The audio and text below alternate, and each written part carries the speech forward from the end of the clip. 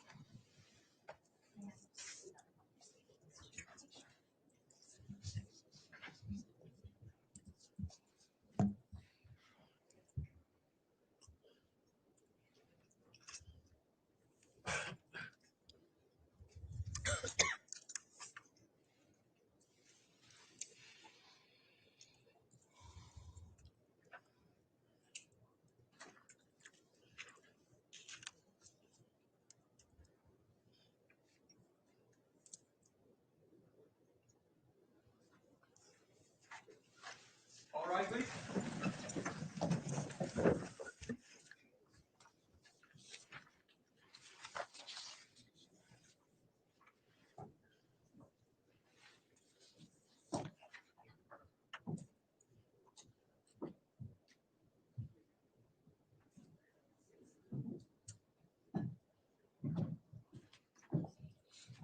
Here's all for the counter for you.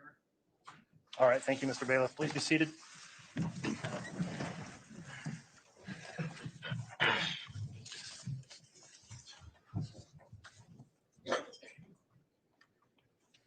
All right, good morning, everyone. We are on the record on case CR 22-21-1624, State of Idaho versus Noreen Vallow. The state is continuing with presenting evidence in its case in chief. Court notes all the jurors are here, properly seated and accounted for. I understand they've all signed their juror affirmation today. Is that correct, Mr. Bailiff? Yes, Your Honor. All right, thank you for that confirmation. Thank you, ladies and gentlemen of the jury, again for your continued service and your continued compliance with the court's admonishment each evening when we break. The parties in the court appreciate it very much. At this time then, the state was conducting direct examination of Dr. Angie Christensen, who has returned to the stand today. I'll remind you, Dr. Christensen, you're still under oath for your testimony. With that in mind, Ms. Smith, if you'd like to continue with your direct examination, you may. Thank you, Your Honor. Good morning. Good morning. Let me return just briefly to item 16, if I may.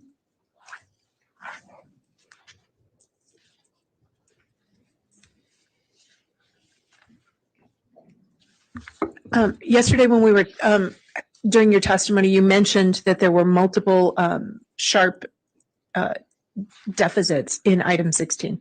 Do you recall? Yes. And I could not remember whether we had identified those for the jurors. So if you could, please take a look at State's Exhibit 181C.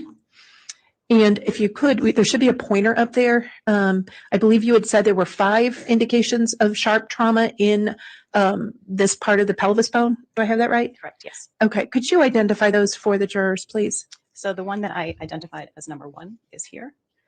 This one is alteration number 2. Number 3 here is actually visible on both sides of the synominate. So the one indicated by 3 is the same alteration, which is visible from both sides. And the same for number 4. This is number 4 from one side of the bone, which can also be observed on the other side. And alteration number 5 is here. Okay. Now you said innominate. Did I say that right? Innominate is the same as the hip bone. Okay. And so, and this is which side of the hip again? This is the left side. Okay. And in identifying these various sharp items, you had indicated that some of these appeared inconsistent with dismemberment. Do I remember that correct? Yes, the general location of these sharp alterations in the pelvic region is inconsistent with what's typically seen in cases of dismemberment. Okay. In this particular bone. Well, in these particular locations on the bone. Okay. And so you did receive a lot of bones that were apart, correct? Yes, many of the bones I received were disarticulated or separated from one another, and also fragmentary or in multiple pieces. Okay. But this particular bone has some areas where some of the marks are inconsistent with dismemberment. Inconsistent with what's typically seen in cases of dismemberment, yes, that Okay. I've observed or read about in case studies. The other bones that you examined, did you examine vertebra? Yes, And when you examined vertebra, did you see evidence that is consistent? Did you see any evidence of sharp trauma to the vertebra? I did not see any sharp alterations on the vertebrae. Okay. But my recollection is that many of the vertebrae were either thermally altered or fragmentary and damaged. So I can't exclude the possibility that sharp trauma was present and subsequently destroyed or not visible. And I believe a little later we'll see some pictures of that, but I wanted to kind of put that in context for us. And so you saw lots of different bones, and you can't comment on what was on the bones that had extensive thermal damage. The ones that were thermally damaged are, for the most part, highly fragmentary, and I didn't observe any sharp traumas on those bones. Doesn't mean they weren't there, it just means you didn't observe any. I can't say one way or the other. I can't exclude the possibility, but of the material that I did examine, I did not find sharp alterations on those other bones other than these three. And when you say these three, this is the first item we've talked about, item 16? Yes, the left and right innominate and the sacrum. And item 16 is the left. Correct.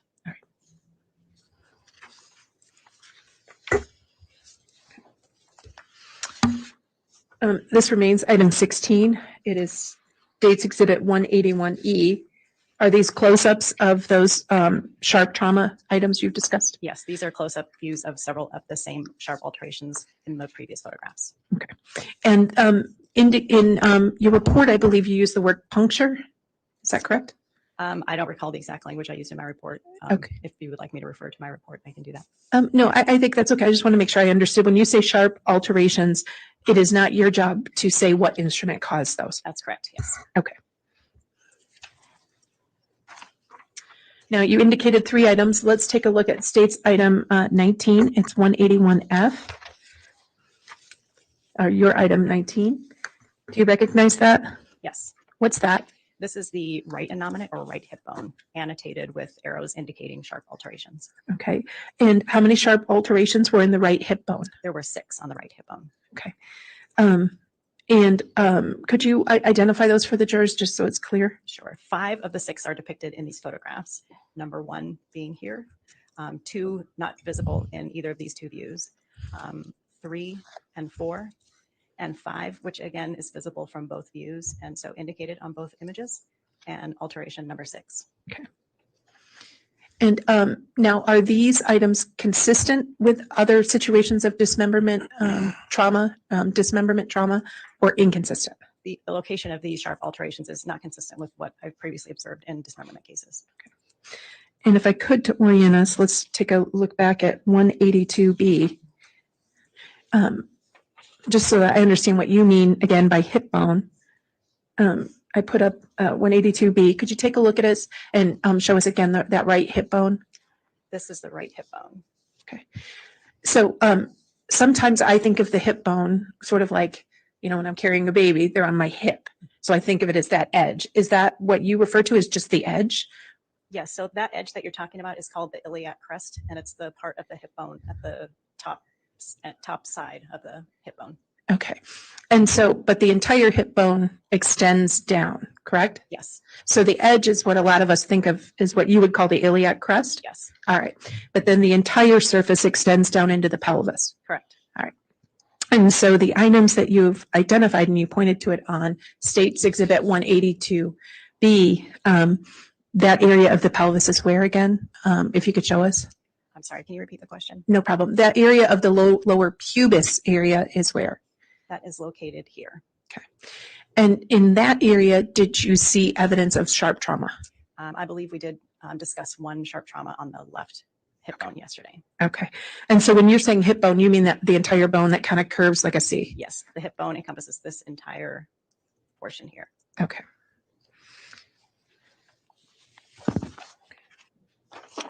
Let's take a look at States Exhibit 181F, which is another view of your item 19, which again is that right hip bone. Is that right? Yes, but this, I think this might be the same one that we just looked at. Oh, I 5 apologize. Of the 6. Okay. And you've identified all of those, correct? Correct. Did you also take the radiograph and the x-rays of this one? Yes. Let me show you 181G.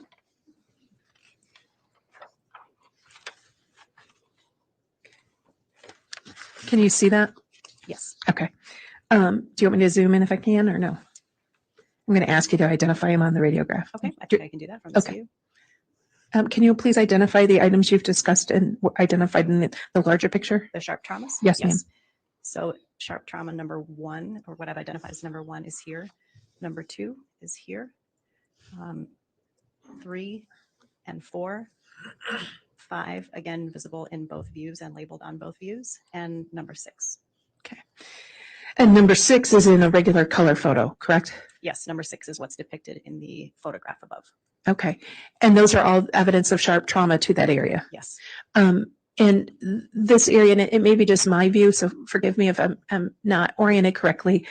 Which area is sharp trauma number 1 in? Is it towards the top of the hip bone or towards the bottom of sort of lower in the hip bone? Number 1 is in the pubic region.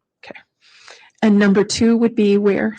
Number 2 is in a region called the ischial region. It's basically, if you would like to show the photograph of the bone, it might be easier for me to point it out there. Do you want the diagram or the? Sure, the diagram. Sure.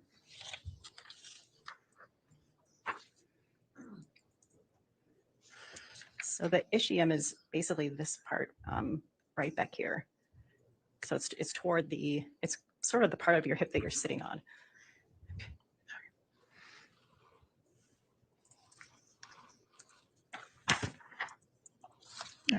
Now you indicated there was a third bone. Is that documented in your items, the images of item 17, Yes, where ma'am. we found the additional sharp trauma? I believe that was item 17. 17, thank you. Do you recognize that? Yes. What is that? These are photographs taken as part of my examination. Of what particular item? This is the, can you move it down just a little bit? Oh, so I can absolutely. I'm see? sorry. It's hard for me to tell what, Nope, what that's is okay. visible. This is the item 17 sacrum, which in these images here are still attached to several of the lumbar vertebrae.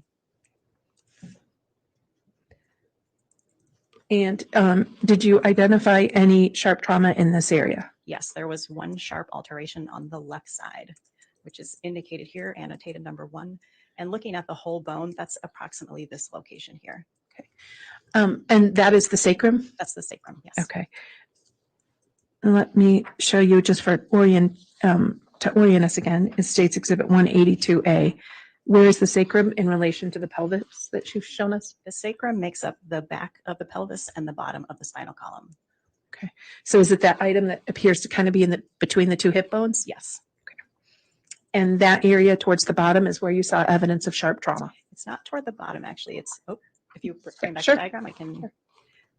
That sharp trauma on the sacrum was approximately here. And did that sharp trauma appear in any way sort of in line or near any other sharp trauma you saw? There were sharp traumas on the left hip bone that were in that general area. Okay.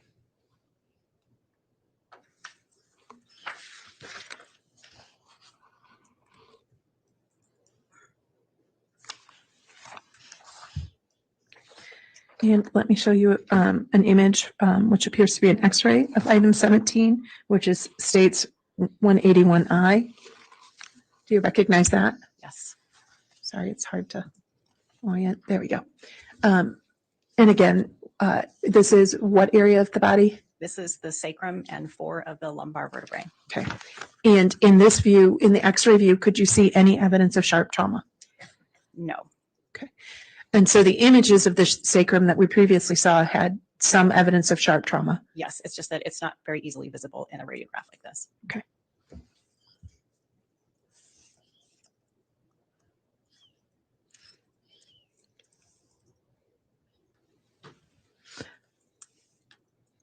Thank you. One moment, please. Let me check with the team.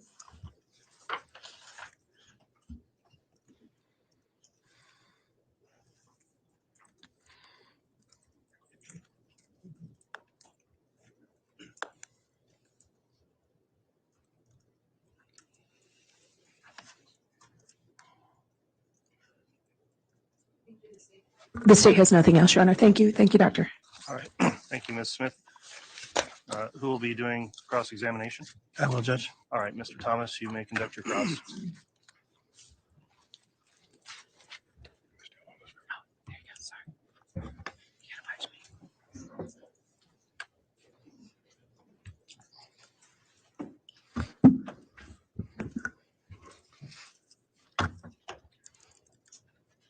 Morning, Doctor. Good morning. You talked a little bit about how the injuries that were on this particular case were not consistent with what you would normally see in a dismemberment type case, right? That's correct. And let's just go there. How many dismemberment cases do you think that you've done over your career? A handful, A handful? More than 10? probably fewer than 10. Fewer than 10? Okay. So what makes I guess I don't understand what's a typical dismemberment type case? Well, in addition to my own case experience, I also am constantly reading the forensic literature, and I've read a number of case studies and reports and research papers related to dismemberment cases. Typically, the purpose of dismemberment is to disarticulate the body into smaller portions, and that is usually accomplished by cutting around joints, which is not what I observed in this case. And what kind of so you're not the tool mark expert, right? That goes to somebody else. I think you said that earlier. Yes, Okay. And so your job is to decide which bones were human and which ones were not human. Is that kind of what your job was on this particular case? so in this case, the material was everything that I observed was human in origin, and I was asked to identify any signs of potential trauma on the skeletal remains. In my laboratory, our procedure, if there are traumas that may have been imparted by a tool, that those are additionally and further examined by our firearms and tool marks unit. Okay. So everything that was sent to you, you knew were already human bones? They were identified to me as being human remains, but as part of my examination, I did determine that they were human in origin, or in some cases, some of the bones, excuse me, were so fragmentary that I wasn't able to conclude that they were definitively human. Okay. But your main job was to decide sharp trauma versus other types of trauma on the bones? To identify and differentiate any trauma to determine what its potential source was, and as a means of narrowing down which bones might be examined by other units. Okay. And so there was a lot of questioning and direction towards the hip area and the pelvic bone. The top of the femur comes up into a ball, right? Where the hip meets the femur? Correct, yes. Okay. And so some of the trauma was around the pelvic region in that particular area of the hip joint, right? It was mostly most of the sharp traumas were on what's called the ilium, which is that big blade-like part of the pelvic bone. Okay. But some of the trauma was on the near within inches of the ball joint of the femur, right? I would have to look at the images again, but I don't think any of them were directly on that socket or that joint area. Right. Not on that socket, but near that socket. I mean, none of it is very far from that socket, because of the size of the bone. But yes, some of them were in that general neighborhood. I didn't measure the distance from the socket. Okay. So when someone is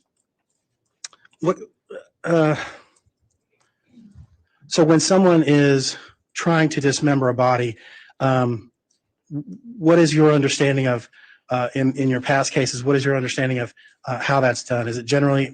Let me withdraw that question.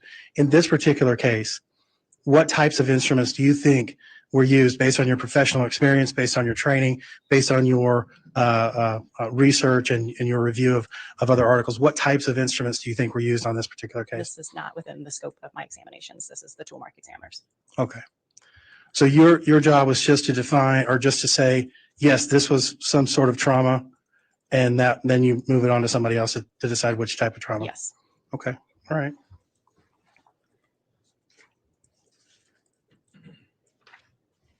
And how long did you review these bones? I mean, like, I guess I don't know how long it takes to take these bones, view them, do CT scans. How long was your particular job here? I don't recall, but if you look at my examination notes, each page is dated. So my examination started on the date of the first page of my examination notes and ended on the date of my final report. And do you have those examination notes with you? I provided them to the prosecution when I walked in today, but I don't have them in front of me. Okay, so if we got them in front of you, you'd be able to tell us? Yes. All right, let's do that. All right, Mr. Bailey, if you'd please provide those to the witness. Thank you.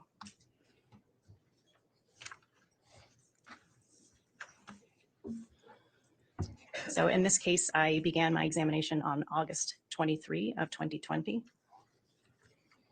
and completed my final report on September 22, 2020. Okay. And was this the only case you worked on during the time between August 3rd and September 20? I don't recall, but generally I'm only working one case at a time. Okay. All right. Thank you. No further questions. All right, thank you, Mr. Thomas. Does the state have any redirect? Very briefly, Judge. Very well. Does the witness still have those case notes?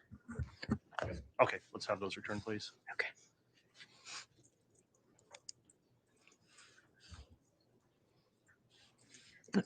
Thank you, sir. Doctor, just a quick question. Defense counsel asked you can't tell what type of implement, what actual instrument caused the traumas you observed, correct? That's correct. Okay. However, you have used the phrase sharp trauma. Yes. Why do you, if you can't tell the specific tool, how do you determine it was actually caused by sharp trauma? So because sharp trauma refers to trauma that was imparted with an object with a very small surface area. And this can be differentiated from blunt trauma, which is trauma imparted by an object with a relatively large surface area, and projectile trauma, which is imparted by an object moving at a very high rate of speed with a small surface area. Okay. And when you say small surface area, is that because of the size and shape of the trauma you saw inflicted on Tylee's bones? Yes. Okay. Thank you. I have nothing further. All right, thank you, Ms. Smith. That will conclude then the testimony of this witness. Is the witness allowed to be released from any subpoena? The state would ask that she has stock. We have no objection. All right, thank you, Mr. Thomas. So thank you again for your testimony. You are excused and the bailiff will assist you out of the courtroom. Thank you. You're welcome.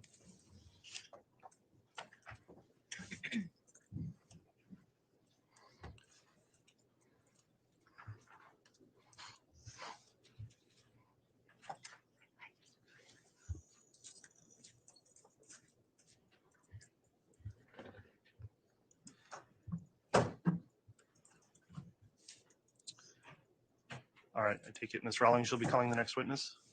Very well. Who is the witness? Very well.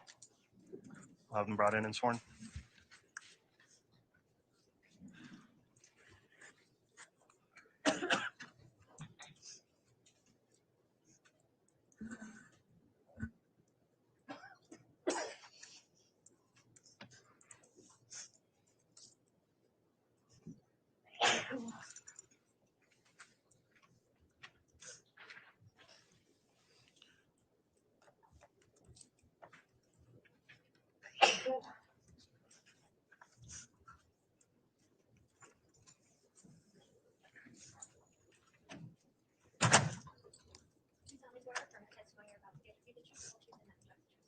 If he keeps it closed, I think it's okay.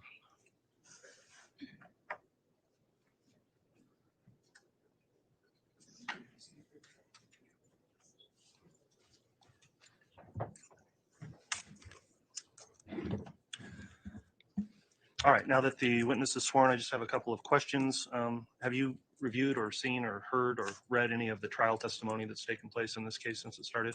No, sir, I have not. Okay, thank you for that. I'll just advise you then, please, as you are testifying, make verbal responses to any questions you're answering and try to avoid talking at the same time as any attorney questioning you so we can keep the record clear. With those ground rules in mind, Ms. Rawlings, if you'd like to inquire on direct, you may. Thank you, Your Honor. Good morning. Good morning. Can you please state your name and spell it for the record? Douglas Halapaska. That's DOUGLASHALEPASKA. Thank you. Where are you currently employed? I'm currently employed with the Federal Bureau of Investigation Laboratory Division. I work at Quantico, Virginia, as a forensic examiner in the Firearms and Tool Marks Unit. Forensic examiner in the Firearms and Tool Marks Unit. Sure. Can you explain what training and expertise you have to work as a physical scientist at the Firearms and Tool Marks Unit? Okay. The training is essentially on-the-job training. For me, that training lasted a little over 2.5 years. When I first arrived in the unit, I received a lengthy and extensive training syllabus, which outlined a curriculum of study within the discipline of tool mark identification. During that time, I had the opportunity to be under the direct supervision of a senior qualified tool mark examiner. Throughout that training period, I was able to assist this qualified examiner with actual training samples, as well as actual evidence samples as well. I was able to tour several firearms, ammunition, and tool manufacturing facilities, which is critical in the training period because it allows for us to actually firsthand see the examination or the manufacture of the tools themselves. Toward the end of the training, I was required to take and pass a series of written, competency, and oral examinations. And once I passed my final oral examinations, I then actually qualified as a firearms and tool marks examiner within the FBI laboratory. Thank you. FBI laboratory is We are getting a little feedback on that microphone, but we're not able to make adjustments, unfortunately, today. We've had a little bit of a technical issue, and it's supposed to be improved, hopefully, over the noon hour, but we're sort of limited on ability to control that. So Can I try to not use the microphone, just project my voice? Would that be? we still need the microphone to pick up the recording for the record. So maybe you could just actually push the mic a little away from you, potentially. That was a pretty extensive answer. Do you have any other noteworthy information from your CV? That I'm a member of the Association of Firearms and Tool Mark Examiner. That's a organization of which professional organization I'm a member of. They provide training. There's a yearly conference, and there's a journal with topics that arrive within the discipline. So that as well. Thank you. You have been employed at the lab in Quantico for over 13 years now. That is correct. And how is evidence submitted to the lab at Quantico? The evidence arrives typically FedEx, but there are some hand-delivered evidence. And once the evidence is received, what happens next? The evidence arrives in the Evidence Management Unit, the acronym is EMU. They just assure that when the evidence arrives, that the packaging it arrived in is intact. They itemize the evidence. They enter the data from the evidence into a software system called Forensic Advantage. In it, they actually issue a unique identifier for the case, as well as unique identifiers for each piece of evidence. Most importantly, they put together an evidence plan. So there's different disciplines within the laboratory system. So they basically put together an examination plan. And they also deliver the evidence between the different units. So the different disciplines, once they're completed their examinations, they would just drop off that evidence in a particular evidence storage facility, and the evidence management personnel would actually pick it up and deliver it to the next unit. So what process do you follow when evidence arrives at the Firearms Tool Marks Unit? Okay. That evidence arrives in a drop-off facility, access to pickup facility as well for evidence. Once that arrives, either an examiner or a technician will pick up that evidence. Once that's done, if active examinations do not start, they will actually just place that evidence into a storage facility within the unit itself. Do you recall what evidence you checked out of the evidence locker in reference to this case? That would be items 16, 17, and 19. And what agency did these bones come from? They came from the Ada County Coroner's Office. And do you know if there was an agency reference number associated with those bones? Yes, there was. Do you remember what that was? I believe it was 2006-11-61. If you don't mind, would I check my notes? Your Honor, may he refresh his recollection to verify that the number is correct? Well, he can be provided his notes, and then we'll see if the defense has any objection to that. I believe he has a closed copy of a folder up there that he can reference if that's okay. I'll take a look at it. Have you seen it? I have not. Okay, yeah, the defense is entitled to review that first.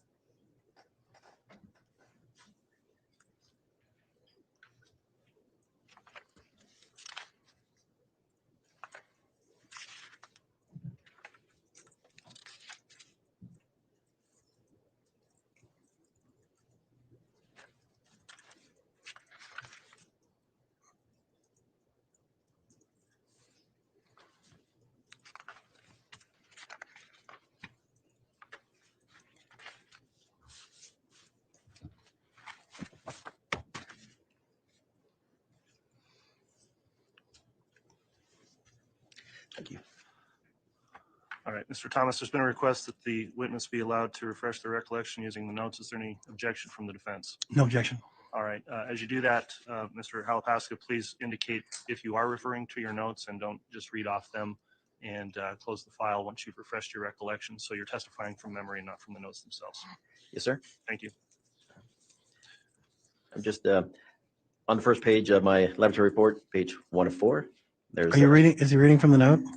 Oh, Yeah. no. I think we yeah, just asked not Yeah, to read that's that. the, yes. Mr. Halapaska, I had just asked you what the agency number was, and I think you wanted to just verify that your recitation was correct. So if you can just look and then, Yes, it was 2006 11-61. That's correct. thank you. Now let's talk about how you review the evidence and draft a report. Can you explain what you do first? Okay. There's a couple of terms and definitions I'd like to define. It may take a little while, but okay. The first thing I want to talk about is a tool. Yeah, I'm going to ask that a question be asked. It seems like it was a very broad question, and now he's going to go into a narrative, I believe. all right, I'll sustain that objection if you want to ask a new question, Ms. Rollins. So my question was what you do first. So if you could just give the first part of what you do when you're reviewing evidence and drafting your report, and then we can go Okay. forward. The first thing I do is I review the evidence. So I remove the evidence from the evidence packaging, ensuring that the identifiers on that packaging are consistent with those within the forensic advantage system. Once that occurs, I'm actually going to start reviewing that evidence for any kind of tool marks. Once any kind of tool marks are identified, I'm actually going to document that in my notes. There's some worksheets that I add that information to, either imagery or handwritten. And Mr. Halapaska, I think you mentioned you also use some definitions when you're crafting your notes. What are those? Okay, so the first one is a tool. So the basic definition of a tool is to gain mechanical advantage over some object. But when the discipline of tool mark identification, a tool can be thought of is when two objects come into forceful contact with each other, and the harder of the two objects is the tool, and the softer of the two objects, the tool mark. Okay, thank you. What do you do next in drafting your report? When I'm drafting my report, I'm actually taking the information from my notes. The notes are used as reference to the report. The report is generated in Forensic Advantage, the software system for the laboratory, and then I generate the report from those notes. And what specific items did you look at for your report? Those would be items 16, 17, and 19. Did you use something called casting material? Yes, I did. Can you explain what item that was and what casting material is? I believe that was item 106. So anytime material is used from evidence items, it becomes secondary evidence. Casting material is basically a silicone-based compound. It's administered onto a surface as a thick liquid. Once that substance dries, it dries into a rubberized material, and it actually picks up castings of the item itself, the tool marks. Thank you. And did you explain how you used that material in your analysis, the casting material? Yes, there was a few items or tool marks on the items that I actually took castings of. So I actually took 5 castings from those evidence items, and that's what became item 106, which was the secondary evidence. And that is specifically the casting material. That is correct. Does your report go through a review process? Yes, it does.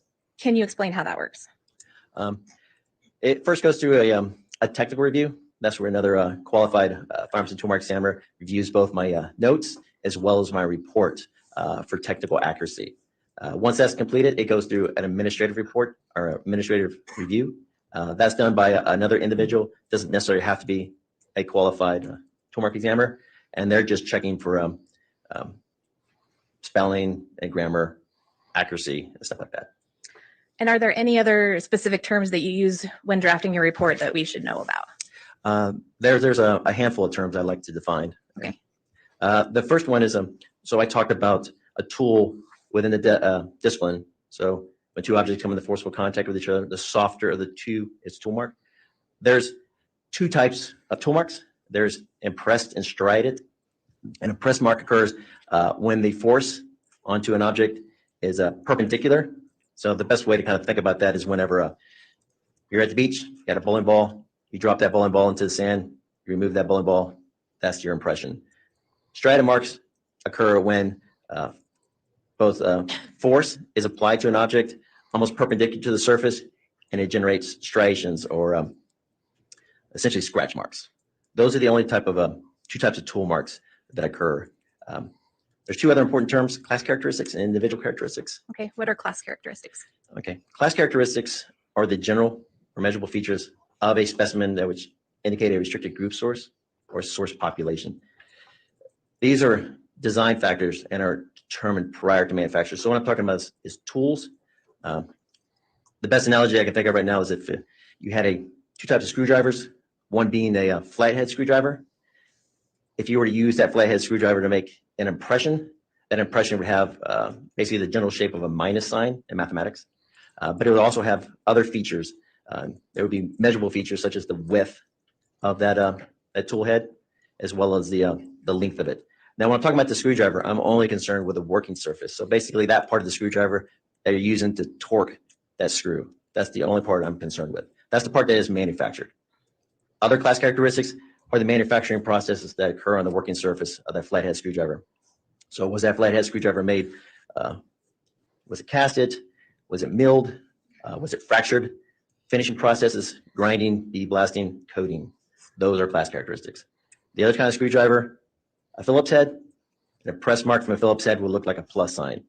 So if I had tool marks that had the general impression of minus and plus, I have two separate source populations. So that is an easy way to think of class characteristics. Individual characteristics, they are the rapid and random imperfections that occur to a tool surface. These occur during the manufacturing process, and they're incidental to the manufacturing process. So the manufacturer does not intend for the working surface of these screwdrivers to have these marks on them. But these marks are what are used to source identify a tool mark back to a particular tool. And there's an examination process I could walk through looking at class characteristics in an individual, or is that? What is that process, Mr. Halapaska? Okay, so during the first half, as I told you earlier, I'm focused on documenting those class characteristics into my notes. So what I'm doing is I'm documenting those class characteristics into my notes. That's the first half of the examination process. Once that's done, I take all those different source populations of class characteristics, and I go to the next level of examination, which is the using the comparison microscope. So essentially, it's the microscopic examination of those individual characteristics. The best way to think of a comparison microscope is essentially you have two compound microscopes with an optical bridge, which allows me to look at two separate samples under the same viewing field, under the same magnification. So at that time, I'm actually looking at patterns of similarity between those two samples. And that's what I use to source identify a tool mark back to a particular tool. That's in a nutshell, essentially the examination process. Thank you. Turning your attention to the items you examined in your report, the first item that you examined was numbered 16. Do you remember what that was? It was a bone.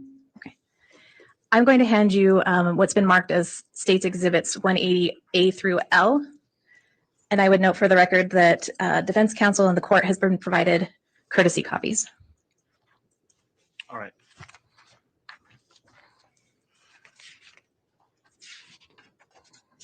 And Mr. Halapaska, there is water in the picture if you need any water. Thank you.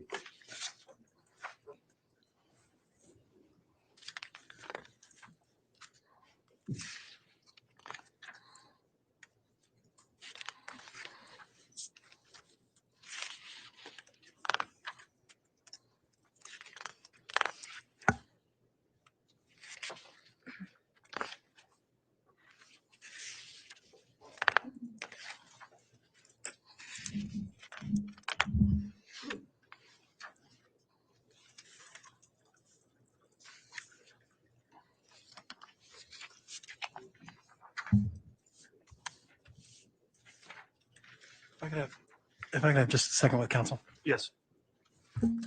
Mr. Thomas, if you'd like to, why don't you walk over here? We'll turn on the white noise.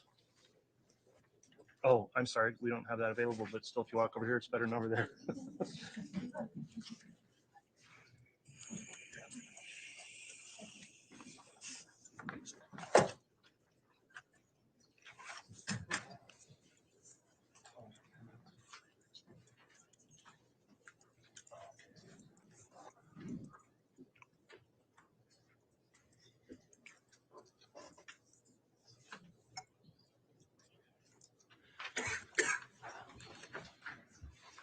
Thank you, Your Honor.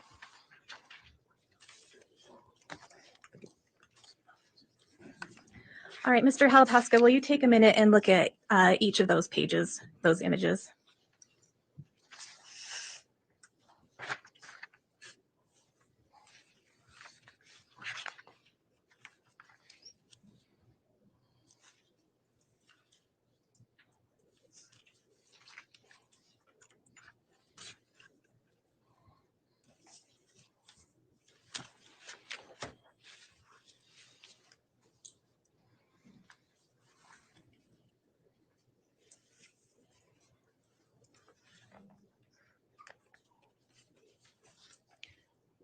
Thank you. Do you recognize those images? Yes, I do. How do you recognize them? Um, I recognize them based on some information that I actually wrote on the bone. Anytime I wrote any kind of identifier on the bone, I would write my initials as well as digital boxes and letterings that I've added to the to the photographs. Okay. And when were these photos taken approximately? Between the examination period, which I believe was from February of 2021 to October of 2021. And you mentioned that some of the photographs have marks on them and some appear to have writing on the bones. Did you place those marks on the photographs and the bones? Yes, I did. Are these images a true and accurate depiction of the bones that you analyzed? They are. And besides the marks that you made on the photographs or the bones, are there any material alterations or deletions to the images? No, they were not. Your Honor, I would move for the admission of States Exhibits 180A through L. Any objection from the defense? With the explanation of the photographs where he's written on the actual bones and on the photographs, I have no objection to their admission. Okay, thank you, Mr. Thomas. So exhibits 180A through L are all admitted. Thank you, Your Honor. May I have permission to publish those to the jury? Yes, you may.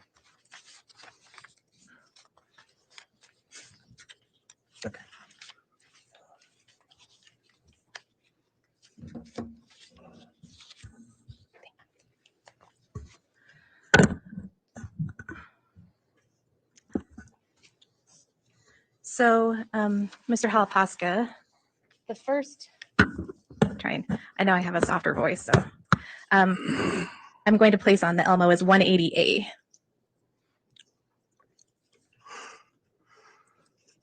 Maybe this will be, no, because we want the scale. How about that? Does that work? That's good. Okay. All right. And what bone is this? I believe that's the hip bone or the pelvic region. Okay. Can you walk us through your analysis of this bone? Would it be possible for me to clarify a few terms? I'm going to be using repeatedly through all these images. All right. What terms that you need to clarify that we haven't gone over? Action type, stabbing action, chopping, and compressive force. Okay. So what's, Compressive force. so I think you said the first one was action type? Yes. So What is action that? type for a stabbing action, it could be thought of as essentially force that's being generated from the tip of a tool onto a surface. So that energy will be focused on a single point of that tool. A chopping action you can think of as essentially when that energy is being delivered from a bladed tool along the long axis of that cutting surface. Compressive force I use in my report, basically just to outline any kind of damage to the bone that I was unable to determine any kind of class characteristics other than the fact that some force was applied onto it. Okay. And was that all the terms that you needed to clarify? I believe so. Okay. Thank you. I didn't want to miss any. So with regard to Exhibit 180A, I believe there are 4 areas that are kind of outlined on this. Do you have a laser pointer up there with you? Yes, I do. Would you like to use it? I would. Okay. Thank you. If you'd please just walk us through those areas. Okay, so you can see the bone here, and these are actually the outlines, the digital outline that I drew around the damaged regions, and then I lettered each one of them. So starting with A, that I determined was a cause from a stabbing type action. Over to B here, which was a chopping type action, and then C and D, chopping type action. Okay.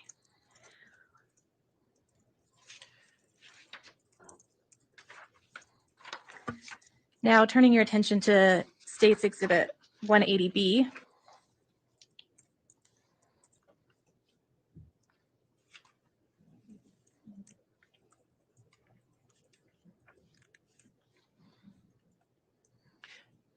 If it's possible, could I just focus on the top image? I mean, for now.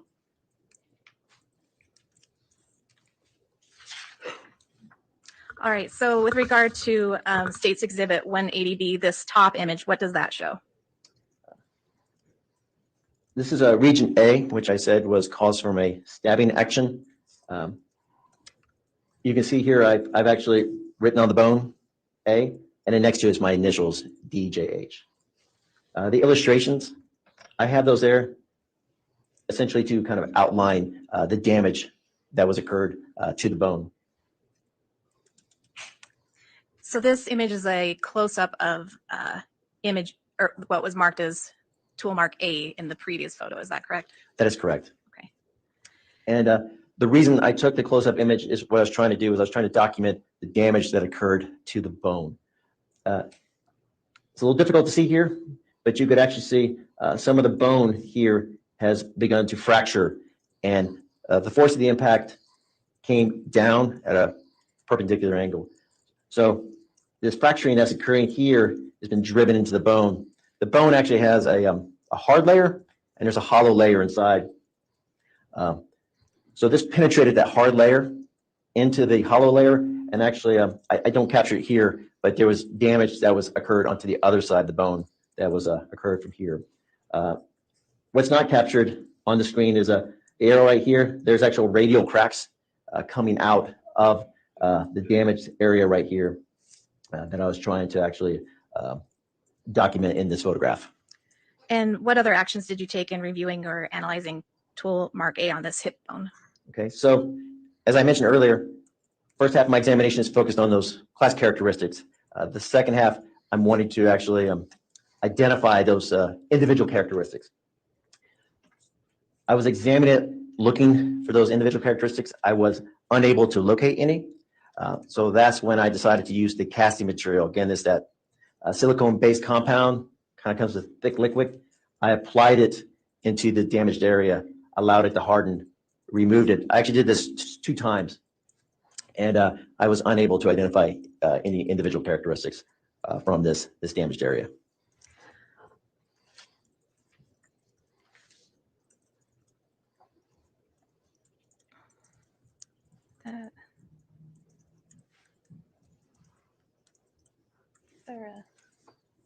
Is there a light on here?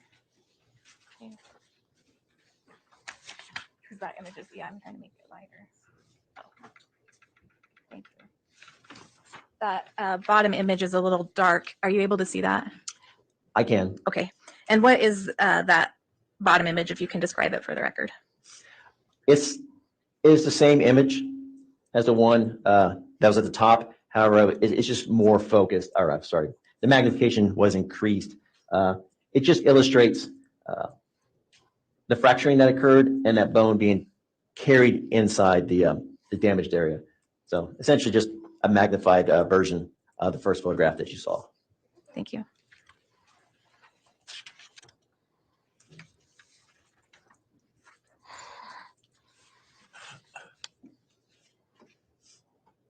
Now, looking at State's Exhibit 180C, the top picture, can you describe this for the record? The damaged area is here. Again, You can see the identifier I gave it, B, my initials, and the arrow is just kind of outlining the fractures that occurred. You can see some of the fracturing of the bone that's occurring is being driven downward. This again came from a chopping type action. The energy of that long axis of that blade is being driven down. This appears to have come from a perpendicular angle.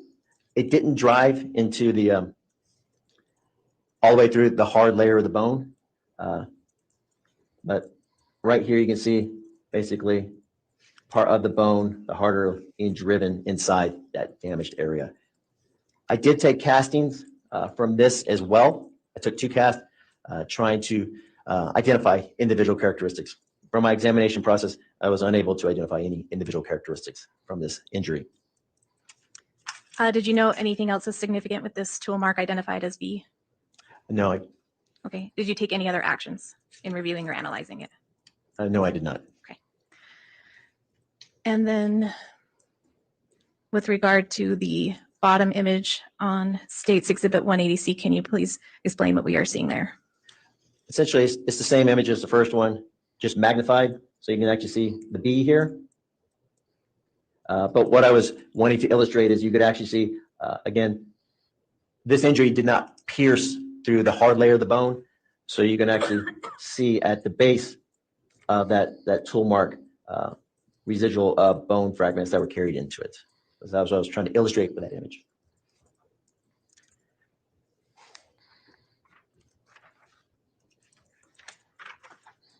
All right, now in State's Exhibit 180D, there are multiple images on this page.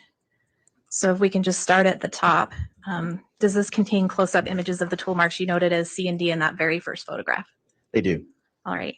And why did you take a closer-up picture of the tool marks you identified as C and D? I was just trying to better capture the damage to document it in these images.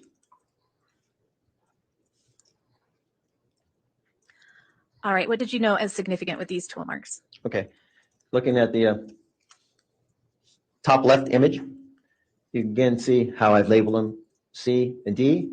Again, my initials, DJH. The green arrow, I use it to illustrate that this was a chopping type action, and that the force of this chopping type action, at least in this image, occurred from left to right. Okay. And when you talk about chopping type actions, are you able to identify the type of tools in any of these marks that we've looked at that lead these? I wasn't able to identify it to a particular tool, but there were tool types that I was actually able to speculate could have caused these marks that are essentially chopping type action, are terms I would use was consistent with certain types of tools. And what are those tools? In this type of chopping type action, as I have stated in my report, it would be from a bladed tool, such as a cleaver, machete, and I believe a hatchet I used. Thank you.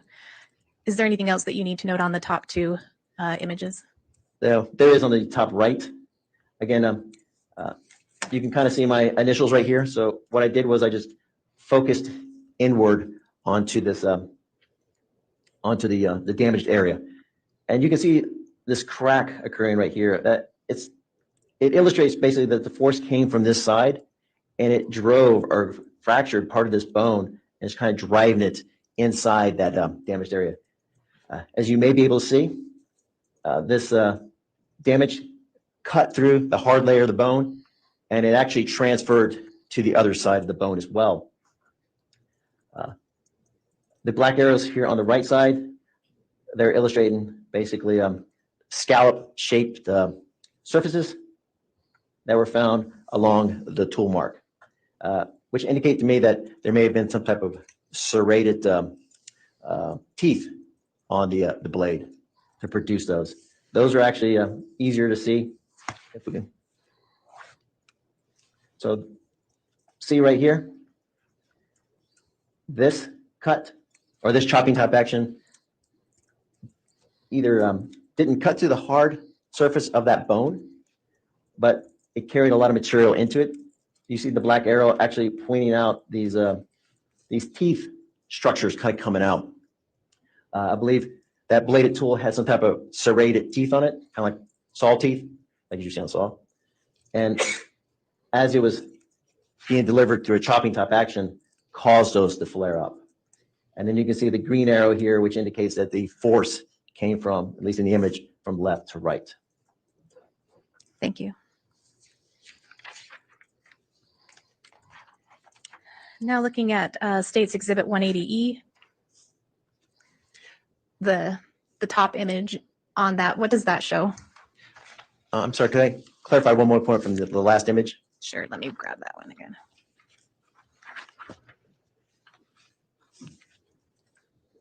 The bottom? Do you want the bottom? The only thing I want to mention is when I went in and I was looking for those individual characteristics, I was unable to find them in either C or D.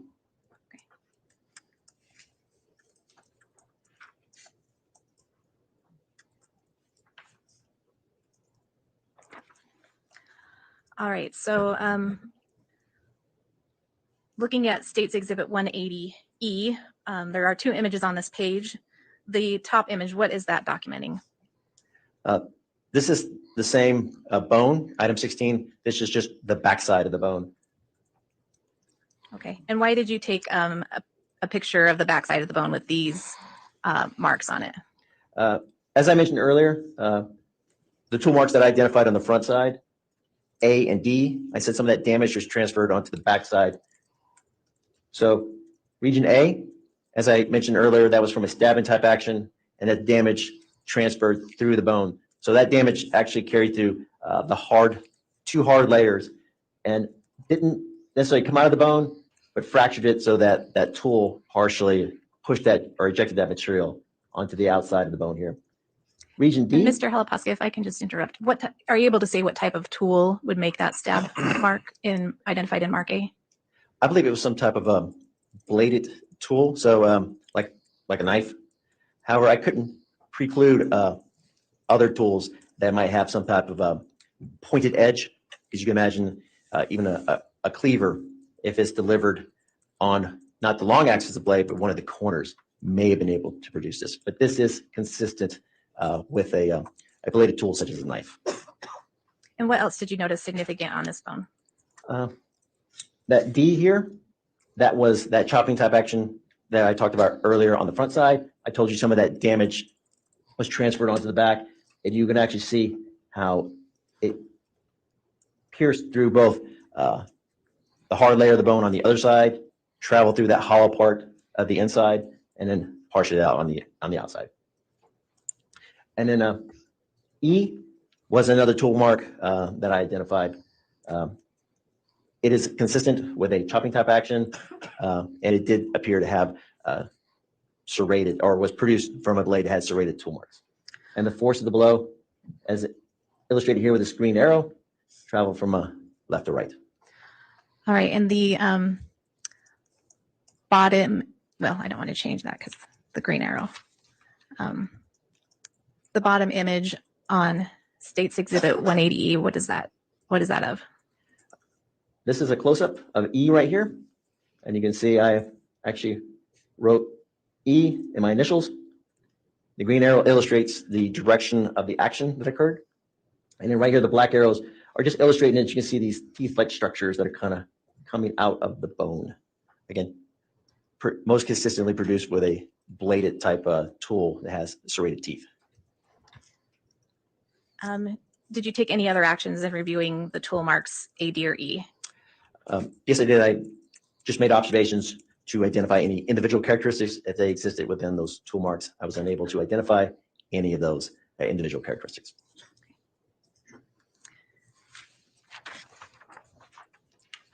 Looking at State's Exhibit 180F.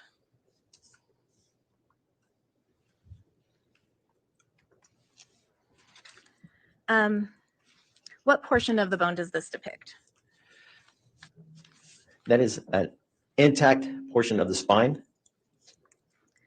And why did you take a picture of the mark labeled as, I believe it's labeled as A in Exhibit 180F? Okay, so this is item 17. So what I did was I just started over the count. So this is A for item 17. The tool mark here is produced from a chopping type action. As the green arrow indicates, the force of the blow, as far as this illustration is concerned, came from the bottom up. What did you notice significant with this tool mark? It didn't travel through the hard layer of that bone. It's difficult to see in the image, but this is not a flat surface. This portion of the bone right here Oh, sorry. is kind of coming out. So this portion here is much higher in elevation than this tool mark. All right. And what other actions did you take in reviewing or analyzing tool mark A on this portion of the spine? Just that I was trying to identify any individual characteristics within that tool mark, and I was unable to find any. And with regard to the bottom image on States Exhibit 180F, what is that? It's just the same image, just magnified. And it just illustrates, or you better see that how the tool mark or the tool used didn't pierce that hard layer, and that you can actually see fractures or pieces of the bone that were actually carried into it.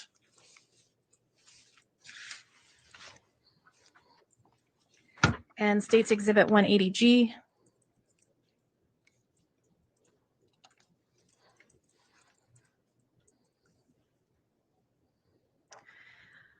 What item was this identified as by your lab? This was labeled as item 19. Okay. And what portion of the bone does this depict? It is the other half of the hip or pelvic region. So this is a different portion of the hip bone or pelvic region than was identified in item 16, correct? That is correct. And can you walk us through your analysis of this bone with the marked areas? Okay. Would there be some, if we can actually bring down some of that brightness? Let me see. We can't, right? The light off. Oh. Does that help? Yes, that's perfect. So I'll start from the left side here. D is was created from a chopping type action. That damage from the blow actually pierced that hard layer of the bone. Next to it is E. F here, which is kind of difficult to see. You can see it. But what I'm trying to outline here, and you can actually see it, there's a, well, before I go into that, one of the things I wanted to also show you was there was what I believe were soot marks along here. So part of the bone was damaged, I believe, due to fire. Right here, F, you can kind of see this fracturing kind of coming around here, this little region right there. I was unable to find any tool marks, but it did appear that some type of force was applied to it, which I used as compressive force. Force down on here, perpendicular, kind of driving this fragment downward, but it was still attached to the bone. Over here on the right, G, you can kind of see this outline here. I was unable to identify any types of class characteristics from it, other than the fact that some type of force was applied onto it, and it just drove in there. And in H, right here, and this, all these G, D, and E, if I didn't mention, were from a chopping type action. I'm sorry, G was compressive force, D and E, chopping type action. H, that was from a stabbing type action. You can, it's difficult to see, but you see this little channel here. It appears that something was driven into that, and it caused a channel to occur within that hard surface of the bone. And with regard to the compression action, are you able to tell what type of tool was used? No, I was not. And with the other, I think you said chopping type actions, are you able to identify what type of tool was used? Not identify, but tool marks are consistent with. Would it be possible for me to save that when we do the close-up images? I think it would be easier to illustrate. Absolutely. States Exhibit 180H.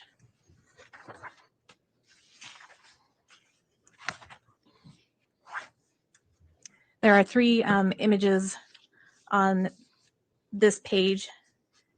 Do you recognize those? Yes, I do. And with regard to the top photograph, can you just explain that for the record?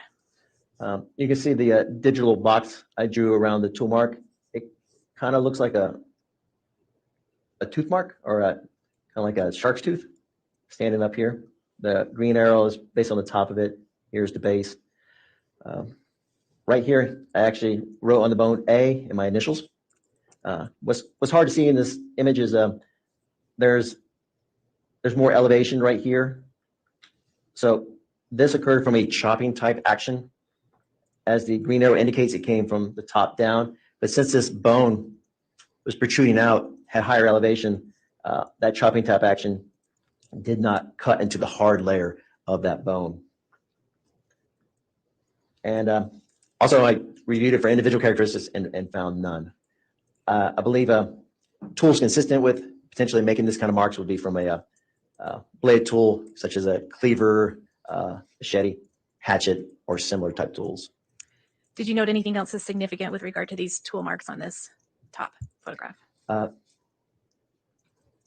For B and C, I wasn't able to identify any class characteristics, and I just referred to them as fractures. You can see that the bone, some type of force was occurred onto it, and it actually fractured that bone here as well. It may have occurred from the same impact, but I wasn't able to determine that. And I was unable to determine any kind of tools that would be consistent with making that type of damage. Thank you. With regard to the bottom images, why did you take a closer up picture of those? Those are just zoomed in images of B and C, just to better illustrate the fracturing that occurred to the bone. So you can actually see how the bone is cracking and fracturing, and you got bone that's spurring out from that pelvic bone. What other actions, if any, did you take in reviewing or analyzing these tool marks identified on this bone? Other than just trying to identify any of those individual characteristics, which I was unable to locate any. Okay. And then turning to State's Exhibit I.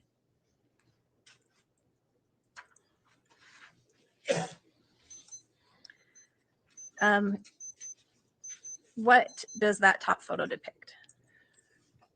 Okay, so you can see part of my initials here, but just to make sure that they were, I actually wrote on my notes.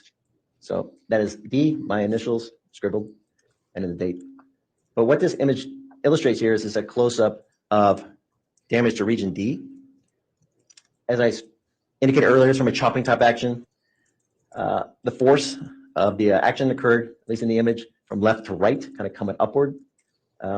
What this illustrates is you can see the fracturing that's occurring from the bone right here, where basically the force of the blow carried over this portion and underneath this side. It cleaved through the hard layer of that bone. All right, did you notice anything else of significance or take any other actions in reviewing or analyzing this tool mark noted as D on this portion of the bone? I also was looking for the individual characteristics, which I was unable to find any. Okay.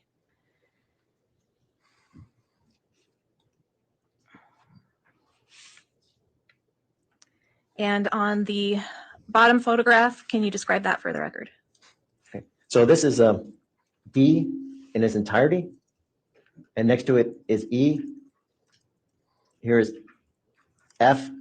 As you recall, that's the one I said I couldn't find any class characteristics, though some type of force, compressive force, was administered on it at this point, which kind of caused it to fracture along this area here. But what I want you to focus on is E right here. It's the same kind of action coming from left to right, a chopping type action. However, there were what appeared to be teeth-like protrusions coming out of it. They're consistent with a chopping top action from a tool with serrated teeth.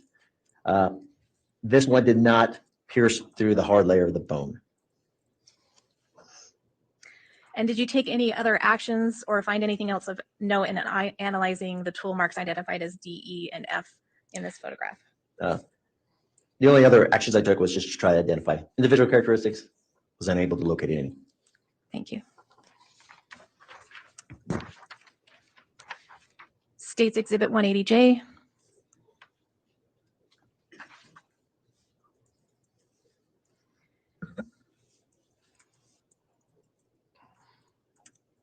And can you walk me through the marks that you have on this larger picture first? Yes. So this is a G. You can see right here, I've written on the bone, G, my initials. You can kind of see the outline of the impressed mark. As I mentioned earlier, I was unable to associate any class characteristics with it other than some type of compressive force was applied to it to cause this impression to occur. Up here at the top, H, this came from a stabbing type action. This was the one from the first illustration I talked about that a little channel had been formed underneath the hard layer of the bone. You could actually see this is the orifice of it. It is pretty small. I actually hand wrote on it. It's approximately 0.058 of an inch in diameter, so pretty small. What else did you find noteworthy regarding the tool marks observed on this portion of the hip bone? I attempted to take a cast. So this was my final cast of the casting material. I applied it, hoping to capture some kind of class, maybe even individual characteristics. I was unable to do that. Can I speak to the other images on the right? Yes, that's going to be my next question. With regard to the top right photograph, what is this closer image of? So that is just a closer image of H right here. I just kind of zoomed into it just so you can kind of see. Here's the orifice. The green arrow indicates the force of the blow occurred here, and you can see behind it some of that channel that occurred from underneath that hard portion of the bone.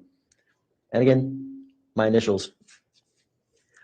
Did you take any other actions or find anything else significant with regard to this puncture type mark on the bone? I did not. Okay. Regarding the lower image, why did you take a closer image of the tool mark identified, I think, as G in that portion of the hip bone? I just wanted to illustrate it. It was all the images I took up until that time. It was very difficult to see in an image. So all I did here was I was just casting different lights. And so I just kind of casted a shadow. So you're kind of able to better see that outline of that damaged region. So that was my motivation behind actually trying to take that image or taking that image. Thank you. Did you take any other actions or find anything else worth mentioning in analyzing these tool marks? No, I did not.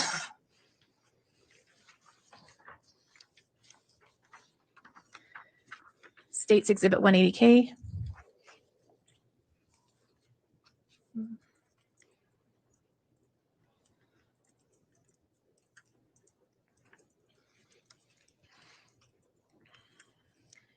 This appears to be an overview of all three bones that you analyzed. Is that right? That is correct. And what's significant in this image?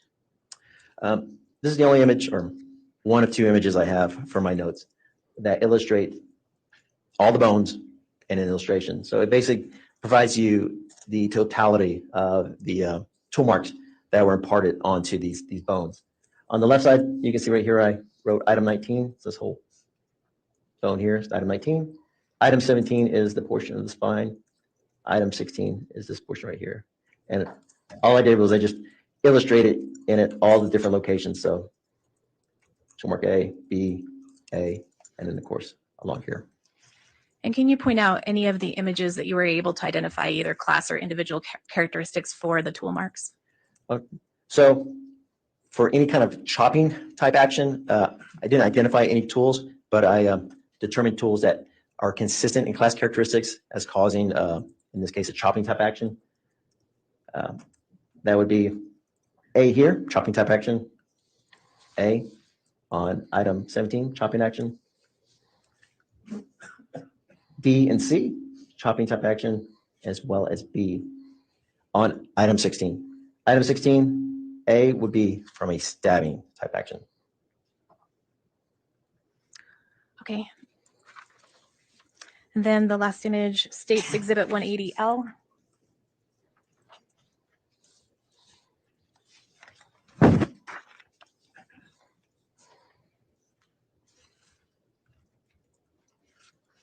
This is the backside or posterior of the bones that were pictured in this last image. Is that correct? That is correct. Okay, and what did you find noteworthy with regard to the bones in this picture?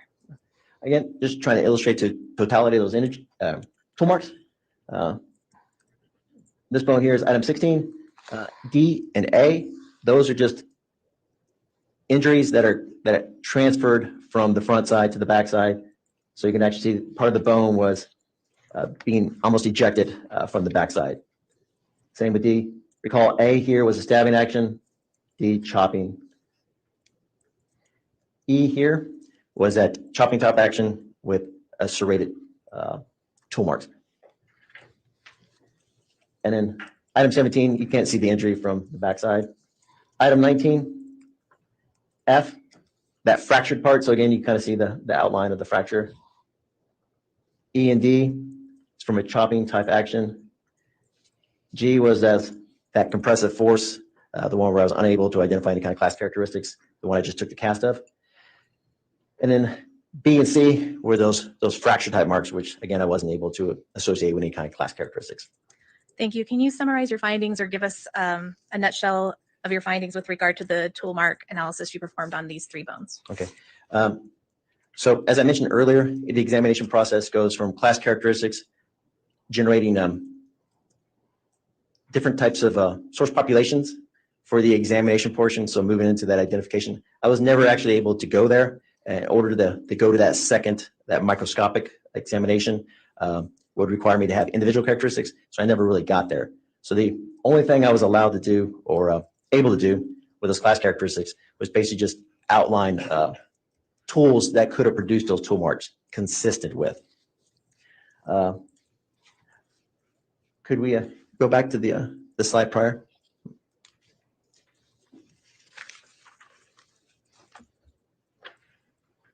Okay.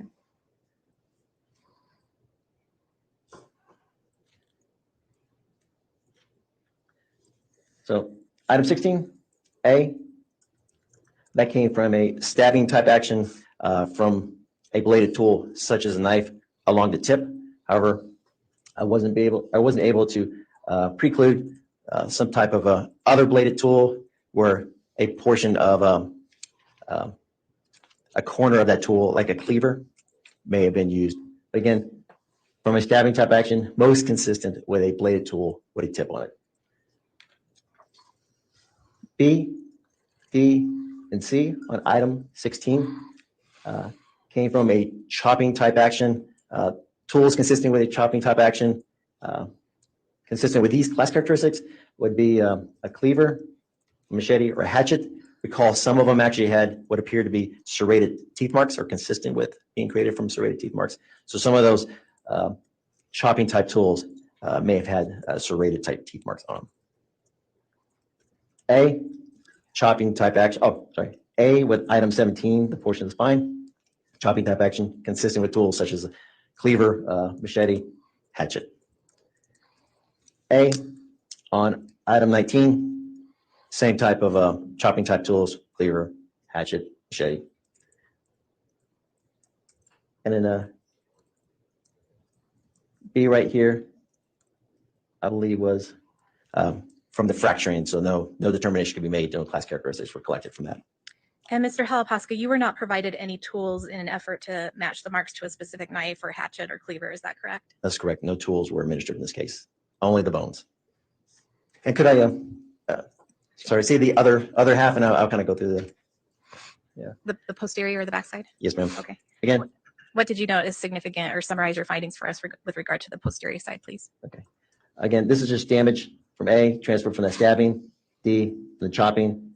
E right here was from a chopping type action, had this serrated teeth marks, again, cleaver, machete, hatchet, or similar type bladed tools. Item 19, I wasn't able to make any determinations for F, G, and then B and C, no class characteristics I was able to obtain from those examinations.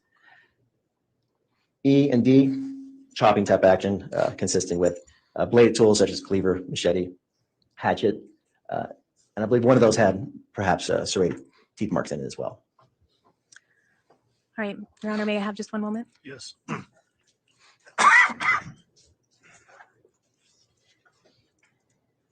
I don't have any other questions, Your Honor. All right. Thank you, Ms. Rawlings. Who will conduct cross? Is that you, Mr. I will, Thomas? Your Honor.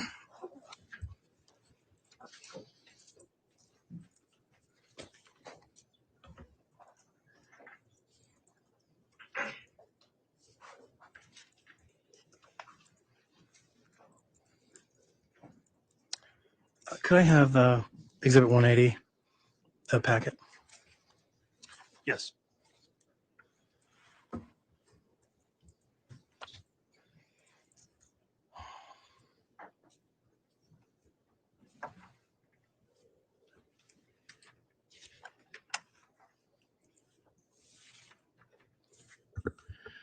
Good morning, Mr. Halapaska. How are you? I'm doing good. Yourself? Good. You work for the FBI. Are you an FBI agent or an analyst, or what do you call yourself? I'm not an agent. I'm a physical scientist, forensic examiner. Okay. And as far as your educational background, are you a doctor, or are you a master's level or bachelor's level? I have a bachelor's of science, which I received from Texas A&M University in 2001. I'm currently attending the National Intelligence University at Bethesda, Maryland, where I'm pursuing a master's degree in science and technology and intelligence. Okay. National Intelligence University? That's correct. Is that a private university, or is that run by the FBI, or is that? I guess I'm just not familiar with it. Can you tell me a little bit about that? It's a federal level university. It's I believe up until very recently, it was run by the Department of Defense. Okay. And can anybody take classes there, or is it specifically for government agencies? You have to have a top secret clearance. In order to It's take okay. classes there. So it's not. Not for Well, everybody. Yes, mostly just for federal employees, but there are contractors that work there as well. Okay. All right. And what are you studying at the National Intelligence University? What kind of things do you study there? Mostly tool marks, or? No forensics. It's just focused on science and technology, basically emerging technologies. Just studying that, just to be aware of any kind of disruptive technologies that may be coming up that the forensic community might have to actually deal with in the not too distant future. So computer type stuff, or digital type stuff, rather than hands-on bones and whatnot? Nothing concerned with bones. Mostly things like additive manufacturing, which is just a different name for 3D printing. Oh, okay. All right. Mr. Thomas, I apologize for the interruption. There's been a request that we take the morning recess at this time. Perfectly We're just okay. getting started, so why Sure. don't we go ahead and do that? We'll be on a recess here for 20 minutes, and then you can continue with your cross. Thank you. Thank you, Your Honor. All right, please.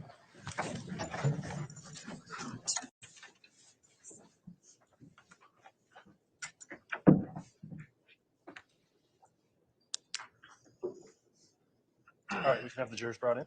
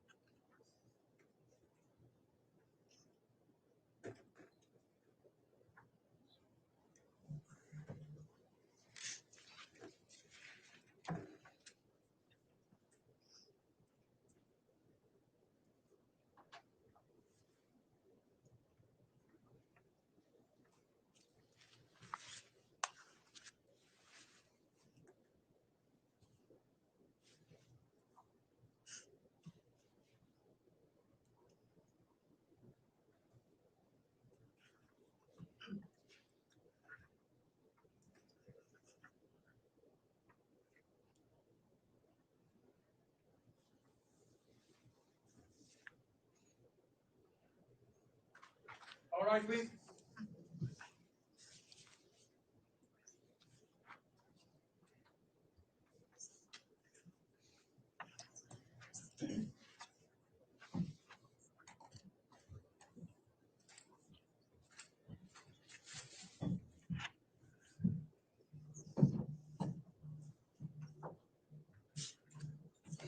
Utah President County Coroner. Thank you, Mr. Bailiff. Please be seated.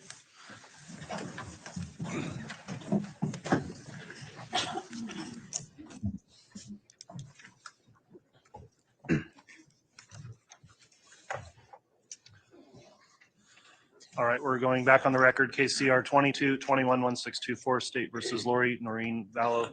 Mr. Thomas, you can continue with your cross-examination at this time. Thank you, Your Honor. I believe we left off talking about your education and where you're working at the, or going to a master's program at the National Intelligence University. Did you do anything between 2001 and when you started when did you start the National Intelligence University? That would be August of 2022. Okay, so last year. Yes, sir. Any education between 2001 when you graduated from Texas A&M and 2022? Other than continuing education with the lab, no other formal education. Okay. And when you got out of college in 2001, was the FBI your first job? No, sir, it was not. Okay. What was your first job out of college? My first job was at the Texas A&M University in the biochemistry physics department. But unfortunately, a few months after that, I was reactivated into the United States Marine Corps after 9/11. Okay. Wow. Thank you for your service. What did you do? How long were you in the Marine Corps? A little over, I guess after, I'm sorry, I don't mean to stop, but after 2001, when you got out, you were reactivated. Let's talk a little bit about the reactivation. How long were you in the Marine Corps? active service, about 1 year, and in a reserve, I think, for another year. Okay. And so then what did you do after that? After I completed my service, I went back to Texas A&M, continued working at the university, I believe a year.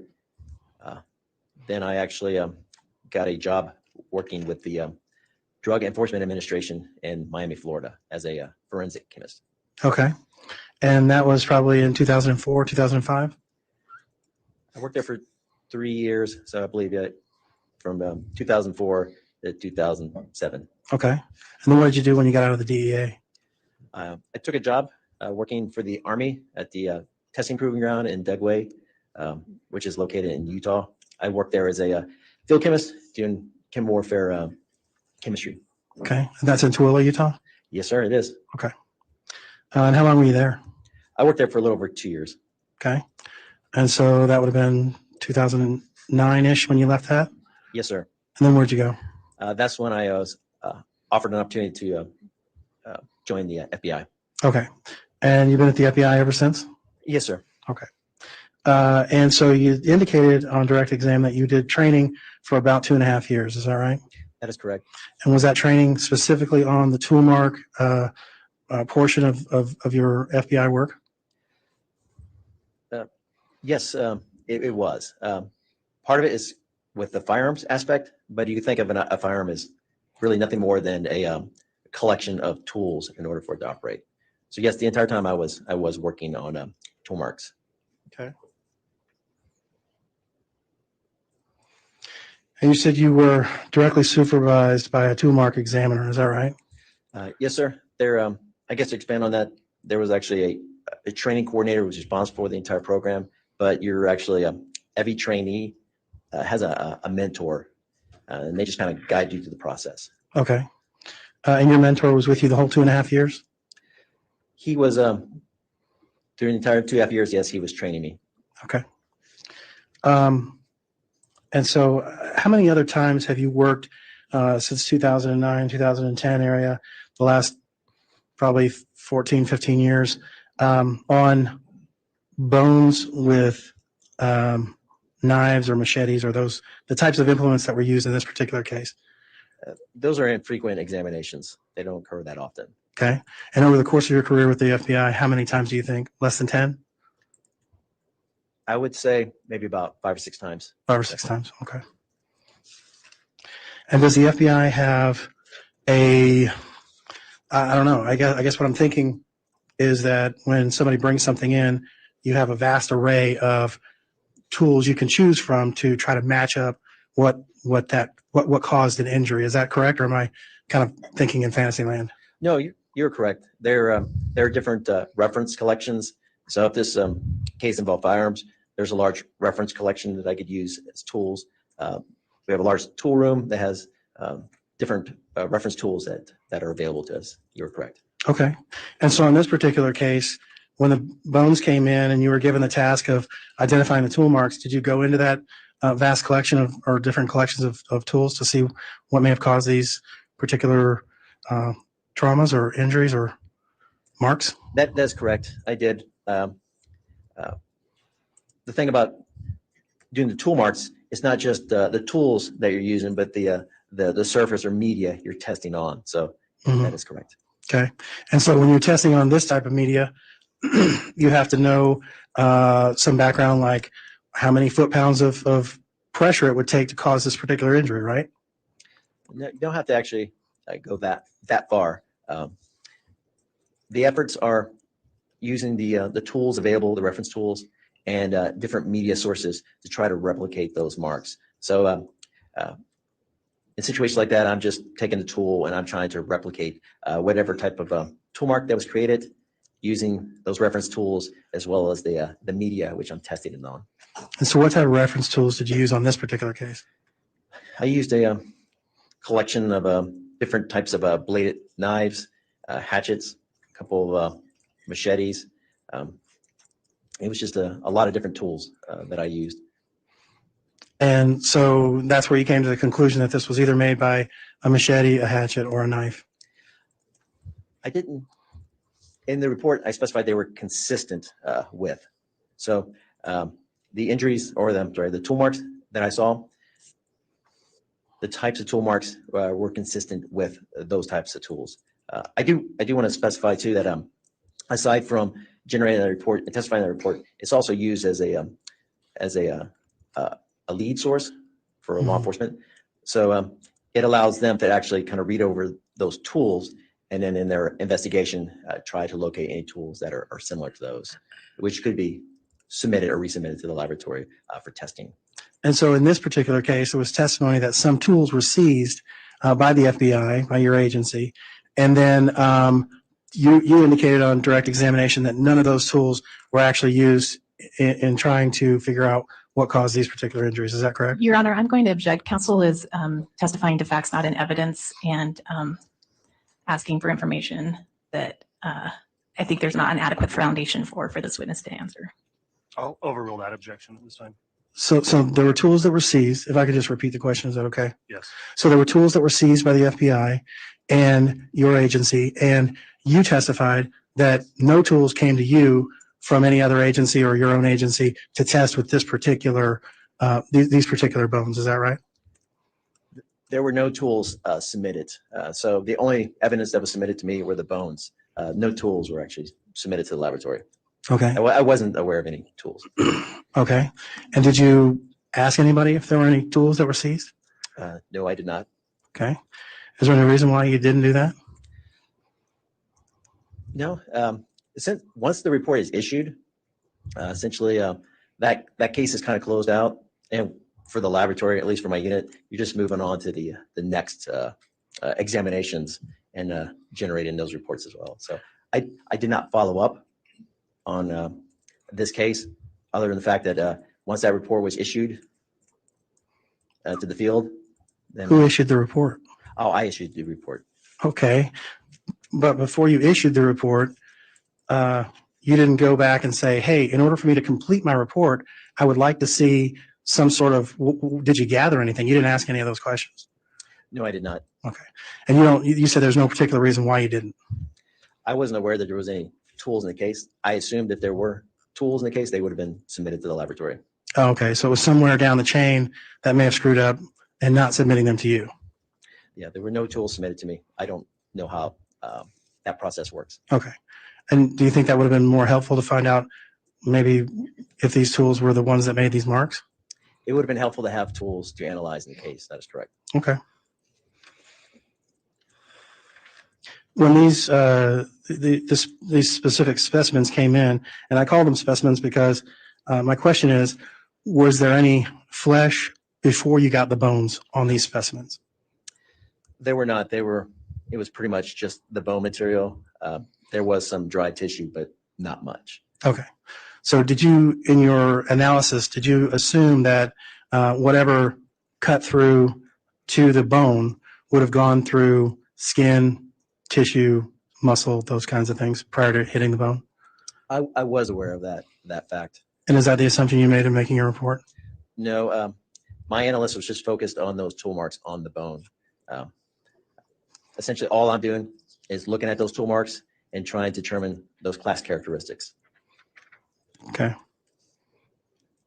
As far as the class characteristics, you're basically saying what type of implement was used to make these particular marks. Yes, that's correct. The tool marks that were made, or the tool marks that were imparted onto the bones through my training experience, I was trying to generate those class characteristics and then going through the examination process. But I was not able to make any direct determination other than just tools that are consistent with producing those types of marks. You indicated that there was possibly some serrated type of a tool, right? That is correct. Did you come to a conclusion that it was a serrated tool, or just that it was consistent with a serrated tool?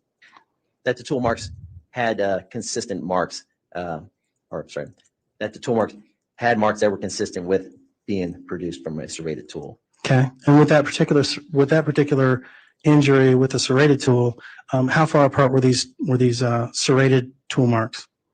I did not measure those. Okay. Essentially, when they were produced, they were adjacent to each other.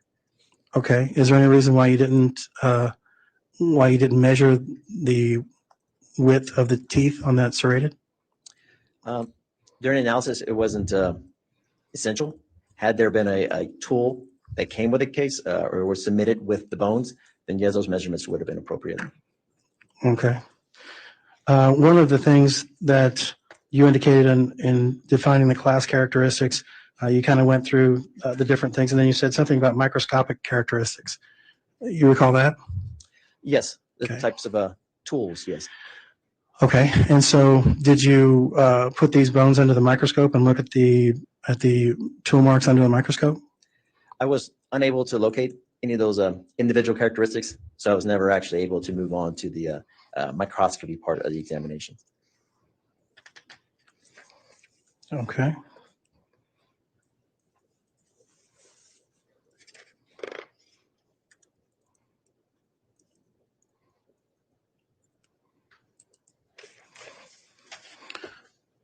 So is it true that you don't know what caused these marks? You just know that it was something.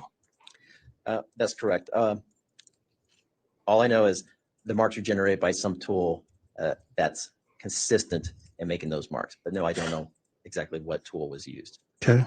And you weren't able to differentiate whether it was a man or a woman who may have done this? Oh, no, that's not something I could determine from examining the tool marks. Okay. In examining the tool marks, were you able to identify how much force would have had to have been applied? No, I did not. That's not something that could be determined from the tool marks. Okay. Is there someone in your department that you know of at the FBI who could determine how much force would have been applied, and that may have been something to pass this particular piece of evidence on to? That's not an examination that the laboratory conducts, at least not in the Firearms and Tool Marks Unit. Okay.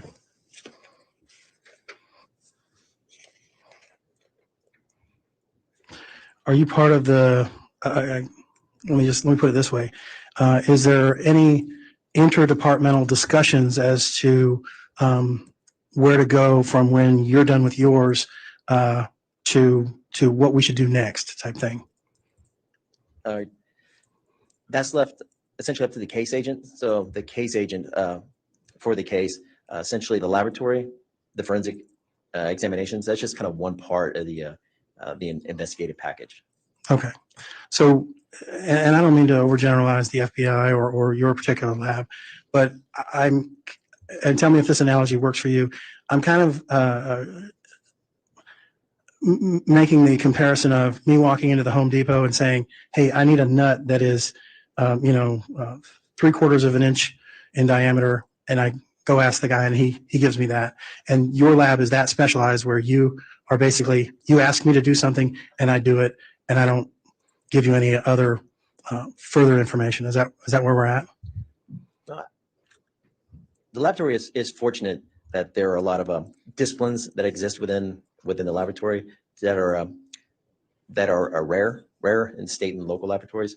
I believe the FBI laboratory, makes a lot of effort to try to answer as many questions as possible, but you are limited to the evidence itself. Essentially, for myself and the examination of those tool marks,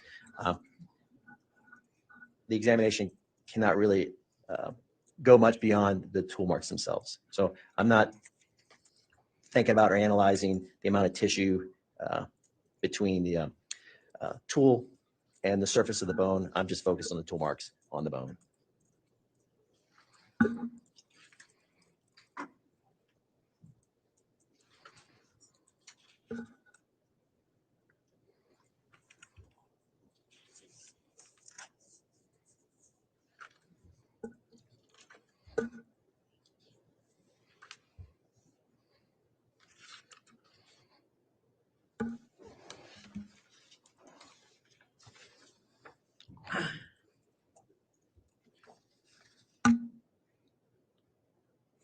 The difference between the stabbing tool marks and the chopping tool marks, because that's basically what we have here. We don't have anything else other than stabbing and chopping, correct? That is correct. All right.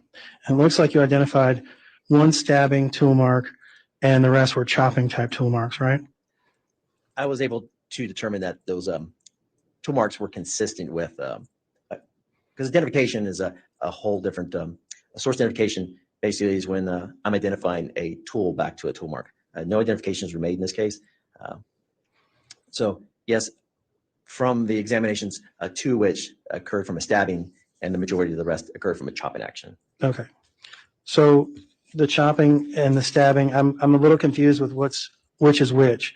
So the stabbing would be something with a finite width and length, or at least width. Is that right? Yeah, so the energy that's being transferred from the tool to the surface is focused on a very narrow area, where a chopping type action still force is being applied, but that force is being focused over I think I used the term a long axis of the cutting blade. Does that answer your question, sir? Yeah, I think so. And so would these injuries be consistent with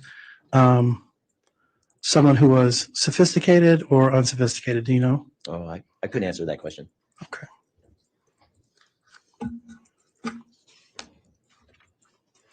I don't have any further questions. All right, thank you, Mr. Thomas. Redirect, Ms. Rollins.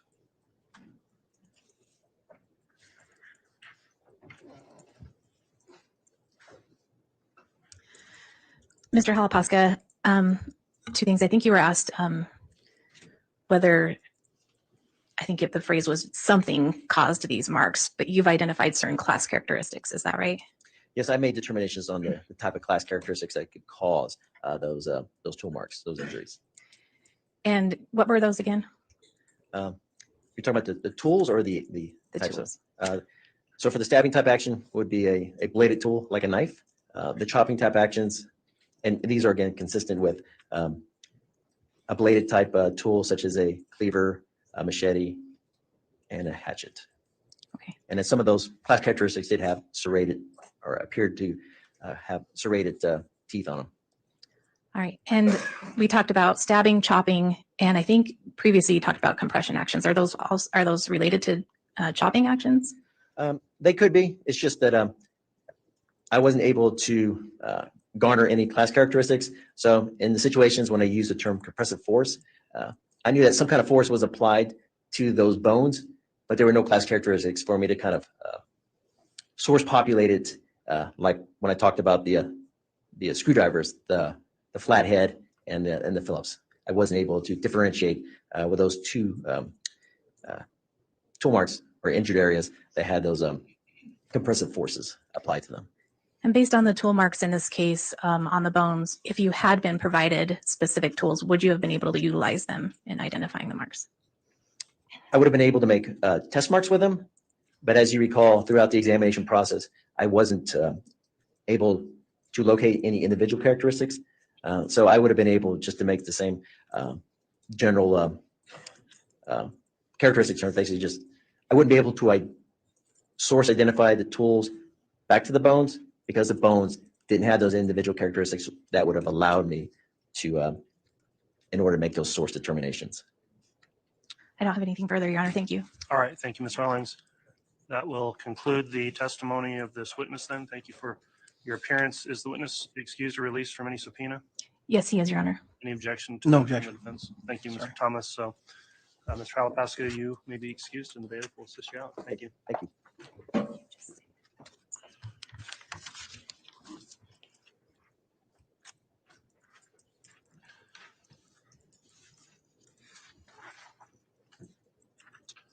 All right, the state can call its next witness. Your Honor, the state will be calling Mr. Sincerbo.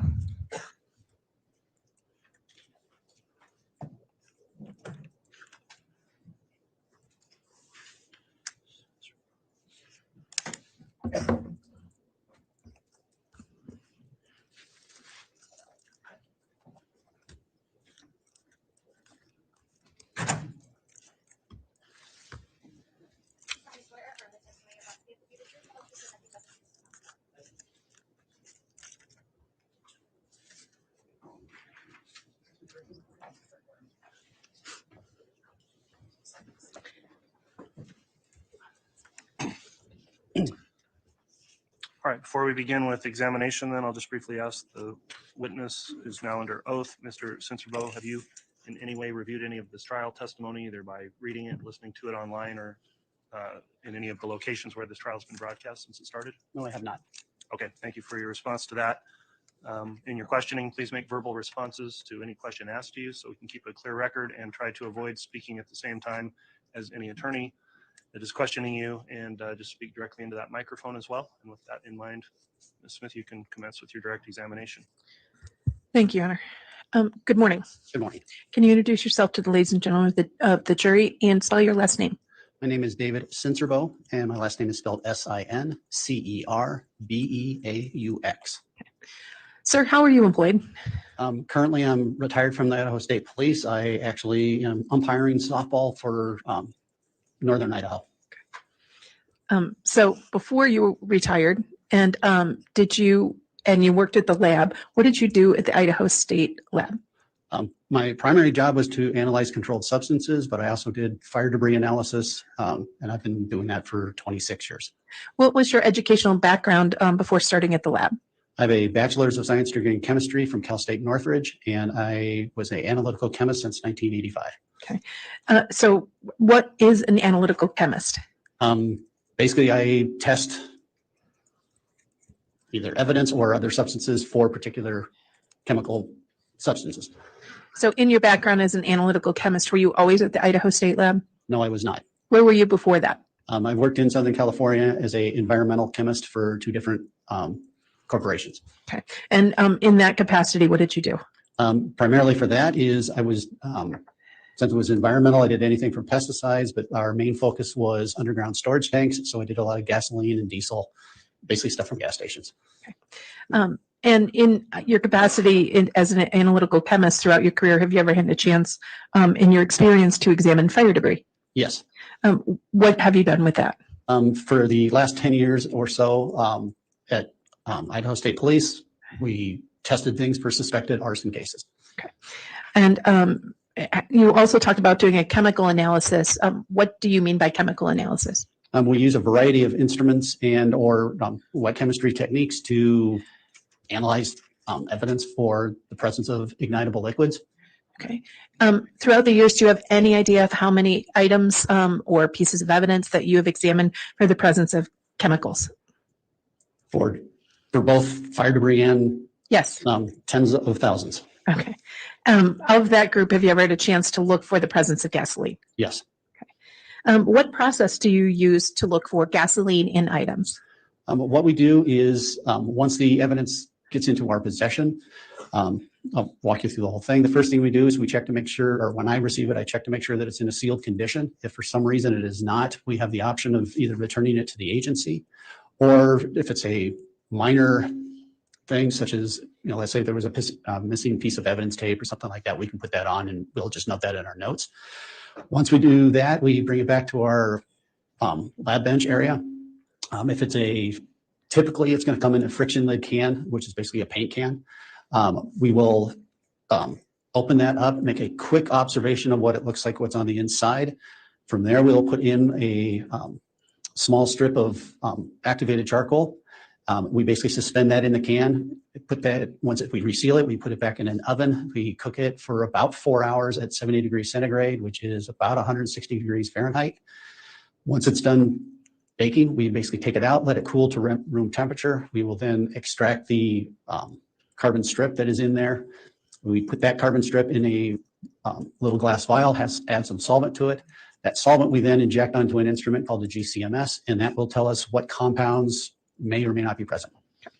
So in Idaho State Lab, lab number 2020-2233, did you examine item 17 submitted by the Rexburg Police Department as part of your duties at the Idaho State Lab? Yes, I did. And do you recall what item 17 was? It was a pint-sized can that contained some decomposing flesh and other debris. Okay. What analysis did you do of item 17 from the Rexburg Police Department of the decomposing flesh and debris? Like I just previously stated, I put in a charcoal strip, sealed up the can, baked it, and then extracted the strip, and then ran it on a GCMS. Okay. And that item 17 was from the Rexburg Police Department with the names associated of Chad Daybell, Lori Vallow, and JJ Vallow, amongst others? That is correct. Okay. And so when you examined item 17 and you did your chemical analysis, what results, if any, did you get of that decomposing flesh? In that can contained gasoline. And the item, when you say in that can, was that the flesh in the can? Since the gasoline that we actually analyze, when we heat it up, it basically, if there's any volatile liquids, they will become a vapor. They will then attach to it. Whether it was in or on the flesh or in the other debris that was in that can, I have no idea from whence the source was. It's just in that can contained gasoline. Thank you. I have nothing further. All right. Thank you, Ms. Smith. Ms. Thomas, cross-examination. Thank you.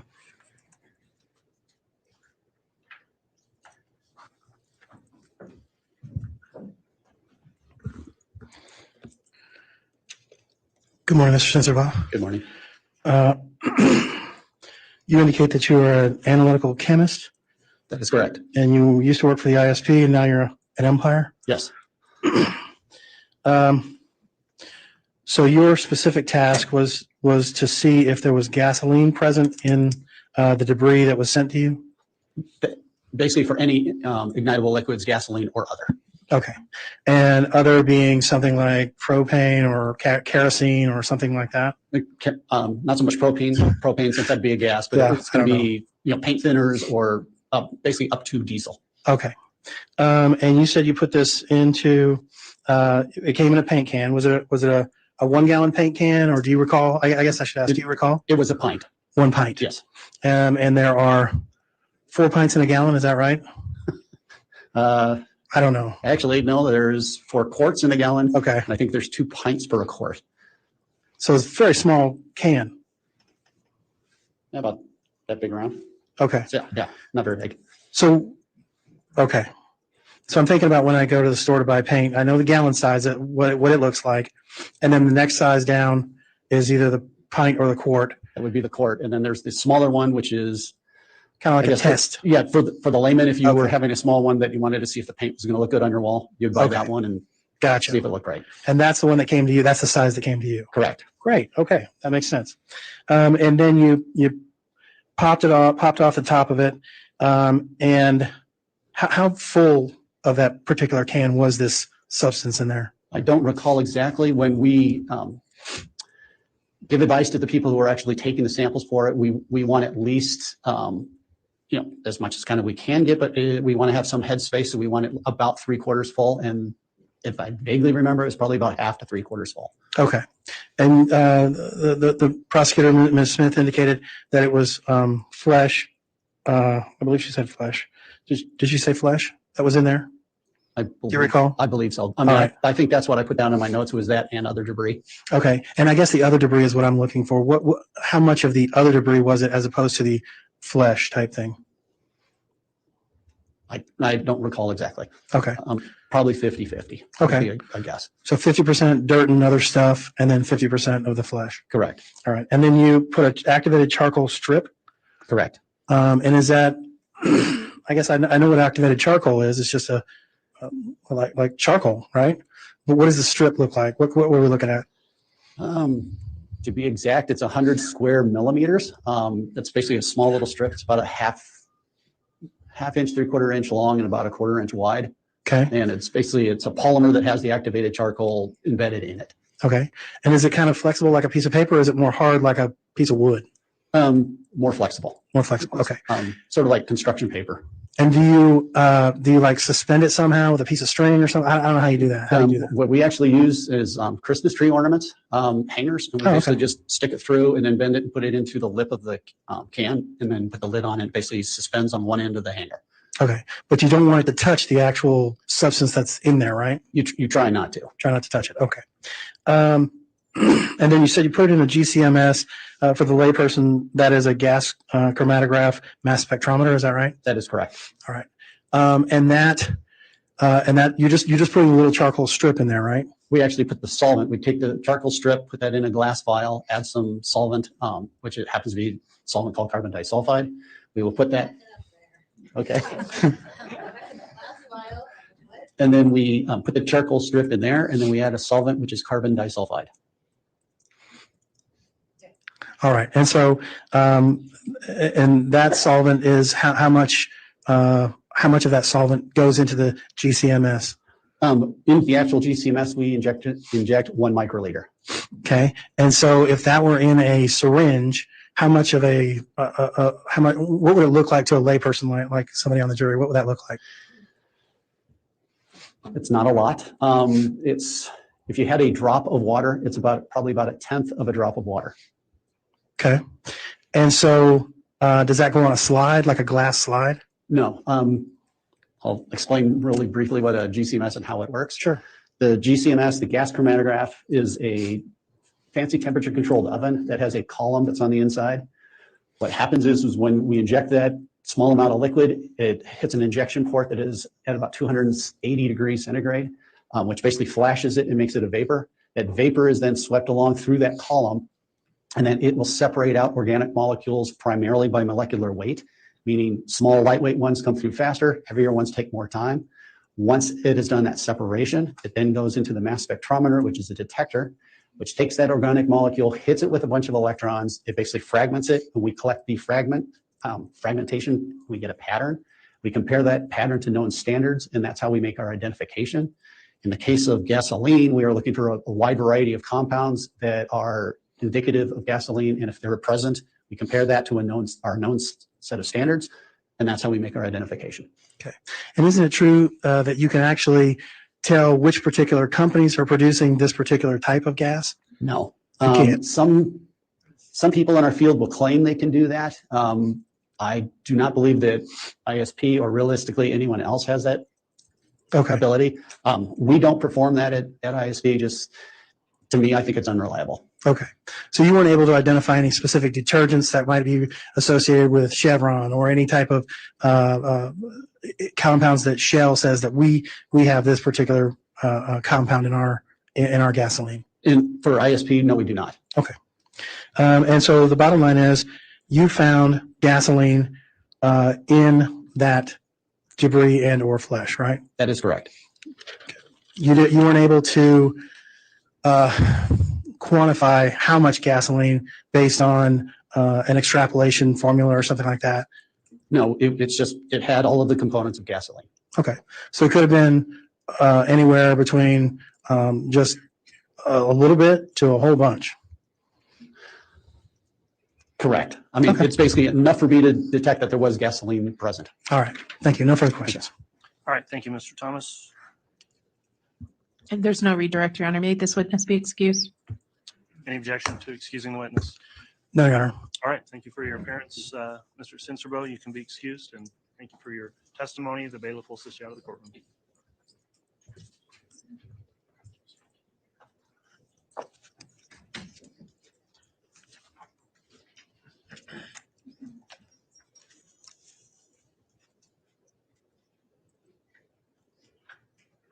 All right, the state can call its next witness. Judge, at this time, the state will call Rylene Nolan.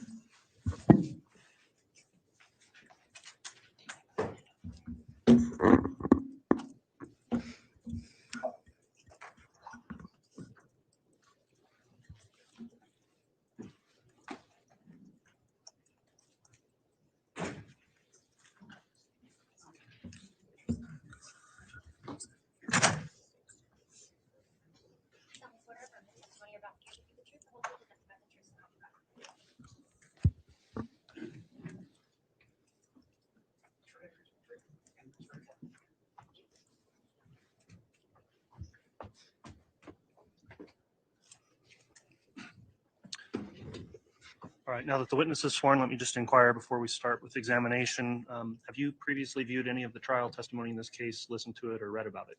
I have not. Okay, thank you for that. Please respond to any questions verbally so we can keep a clear record. Please try to avoid speaking at the same time as anyone that's questioning you, and talk directly into that microphone so we get a good record. And with that in mind, Mr. Wood, if you'd like to inquire on direct, you may.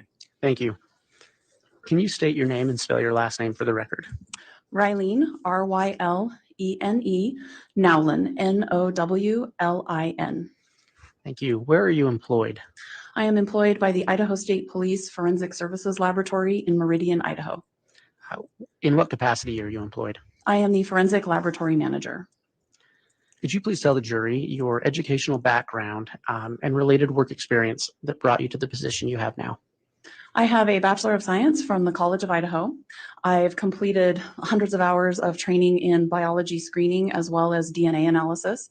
I began my career in forensics with the Idaho State Police Forensic Services Laboratory in 2002. I was a bench analyst or an everyday scientist in the biology DNA unit until my promotion to laboratory manager in 2014. My duties included analyzing items of evidence for the presence of body fluids, as well as processing items of evidence for a DNA profile. I was also qualified in the DNA database unit, which is analyzing samples from convicted offenders for upload to the National DNA Database. Since promoting to lab manager, I have retained my qualifications in the DNA unit. My duties as lab manager include overseeing the day-to-day operations of the laboratory. I supervise the heads of each department in the laboratory, and I oversee our evidence unit. Thank you. Do you belong to any professional organizations? Yes. Which ones? I am a member of the Northwest Association of Forensic Scientists, the American Academy of Forensic Sciences, the Association of Crime Laboratory Directors, the American Society of Crime Laboratory Directors. I'm also a molecular biology fellow with the American Board of Criminalistics. And have you testified as an expert regarding DNA analysis previously? Yes. Approximately how many times? Approximately 85 times prior to today. Okay. And have you done, how many times have you tested DNA?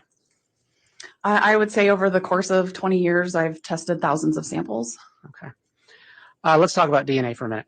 At a 101 level, what is DNA?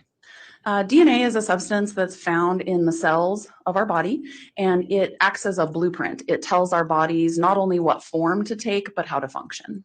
Okay. And so do we all have different DNA?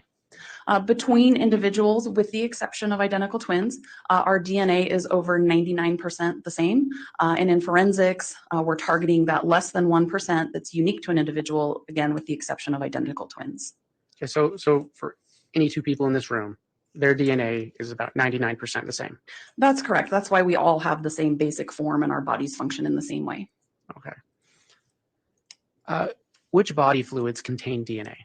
DNA is found in the cells in our body. So for instance, in our saliva, it's our cheek cells that are sloughed off into that saliva. In our sweat, it's our skin cells that are sloughed off into that. DNA is also found in our bones and teeth as well. Okay. And how can DNA testing be used in forensics? In forensics, again, we're looking at those portions of DNA that are unique to an individual. They don't tell me anything about an individual. I can't tell you what color eyes they have, what color hair, how tall they are, but I can use that profile that's generated from an item of evidence and compare it to known individuals in a case to determine the source. Okay. And what do you mean by profile? A DNA profile is developed in our laboratory, we look at multiple different locations on the DNA, and half of our DNA comes from our mom and half from our father.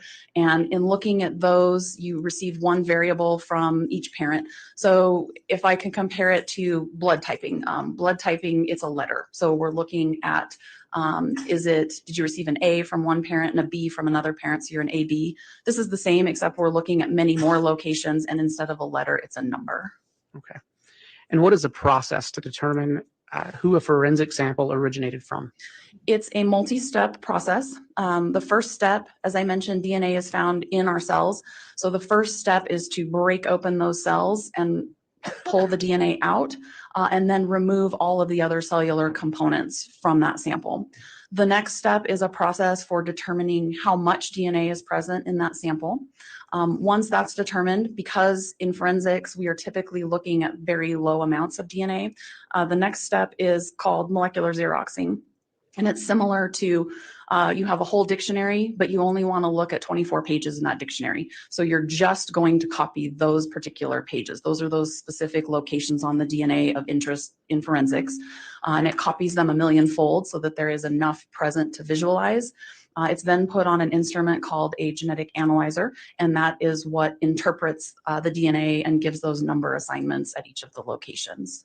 And those number assignments at each of those locations, is that called a DNA profile? We refer to that as a DNA profile, yes. Okay. So once you generate a DNA profile, what can you do with that? Can you compare it to other DNA profiles? Yes, it can be compared to other profiles if there was DNA on multiple items of evidence in a case, and it can also be compared to known samples from individuals involved in a case. Is this method widely accepted by the scientific community? Yes, it is. And what steps do you take to ensure the process works correctly? There are multiple steps that are taken to ensure the process works correctly. There are controls built into the system. So there are samples known as negative controls. Essentially, they go through the same process as all of the other samples, but no DNA is added to those. So at the end, they should be free from DNA. If there's any DNA present in those, then we have to go back and look to see if something happened. There also is a sample of a known DNA profile. So at the end, I can look at that and make sure the correct profile was obtained so that I know the process worked correctly. In addition, we have multiple safeguards built in. So when I go into the laboratory, everything is bleached down, clean paper is put down. I prepare myself by wearing a lab coat, a mask, gloves. My hair is pulled back. Only one item of evidence is ever open at a time, and evidence samples are processed separately in time and space from samples from known individuals. Okay. Is the Idaho State Police Lab an accredited DNA forensics lab? Yes, we are.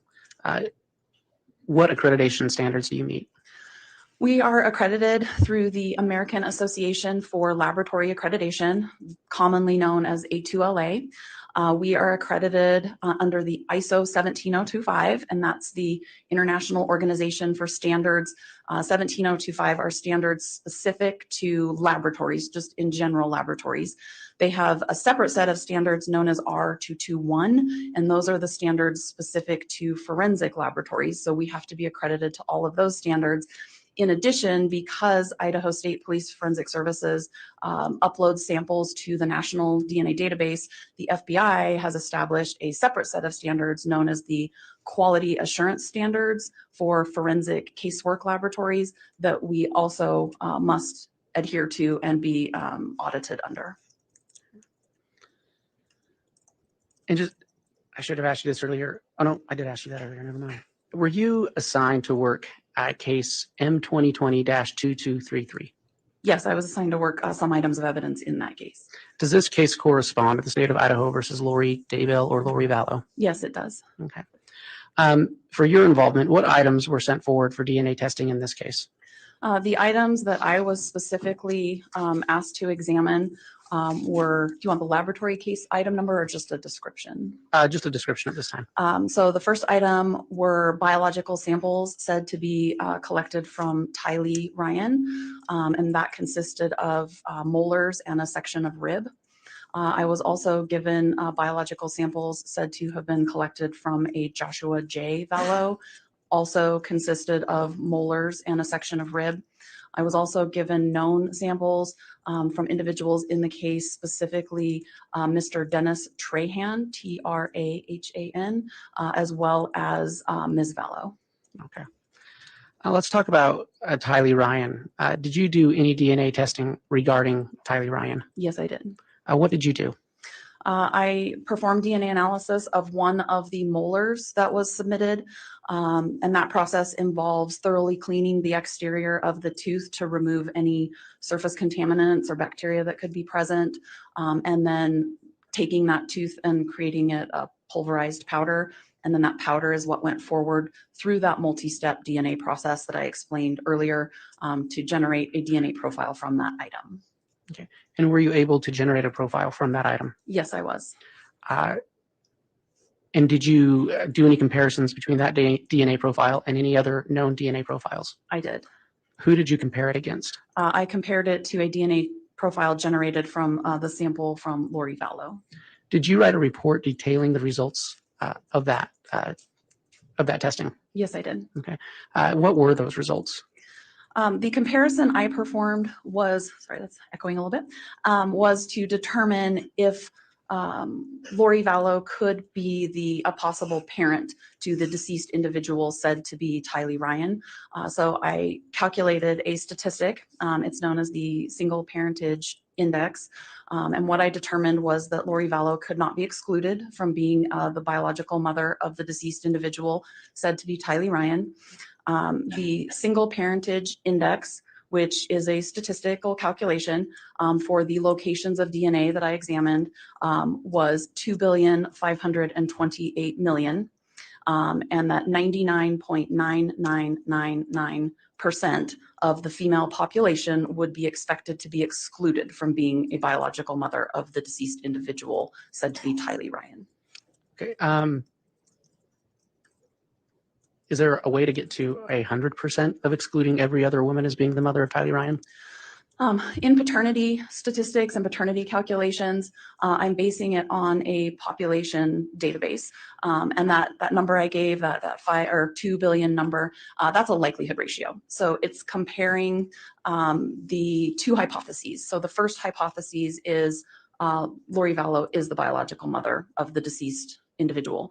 And the second hypothesis is she's not. So that's calculating how likely are those two hypotheses. And the only way to get to 100%, because you're only looking at one half of an individual's DNA, would be to test every woman in the world and compare to that sample. Okay. But can you just state again for the record what number of women, the percentage, are excluded from being the mother of Tylee Ryan? Based on the locations of DNA that were analyzed, it's expected that 99.9999% of women would be excluded from being the biological mother of the deceased individual said to be Tylee Ryan. And what was the statistical likelihood that Lori Vallow is the mother of in this DNA testing of Tylee Ryan? So to state that differently, it is 2,528,000,000 times more likely that Lori Vallow is the mother of the deceased individual as opposed to another randomly selected woman from the population being the mother. Okay. And I realized the way I was asking that question is probably not totally appropriate because we're talking about samples, correct? And so that was based on the known sample of Lori Vallow and then the sample from the molar of what was assumed to be Tylee Ryan, correct? Correct. I did a comparison of those two Thank you. items.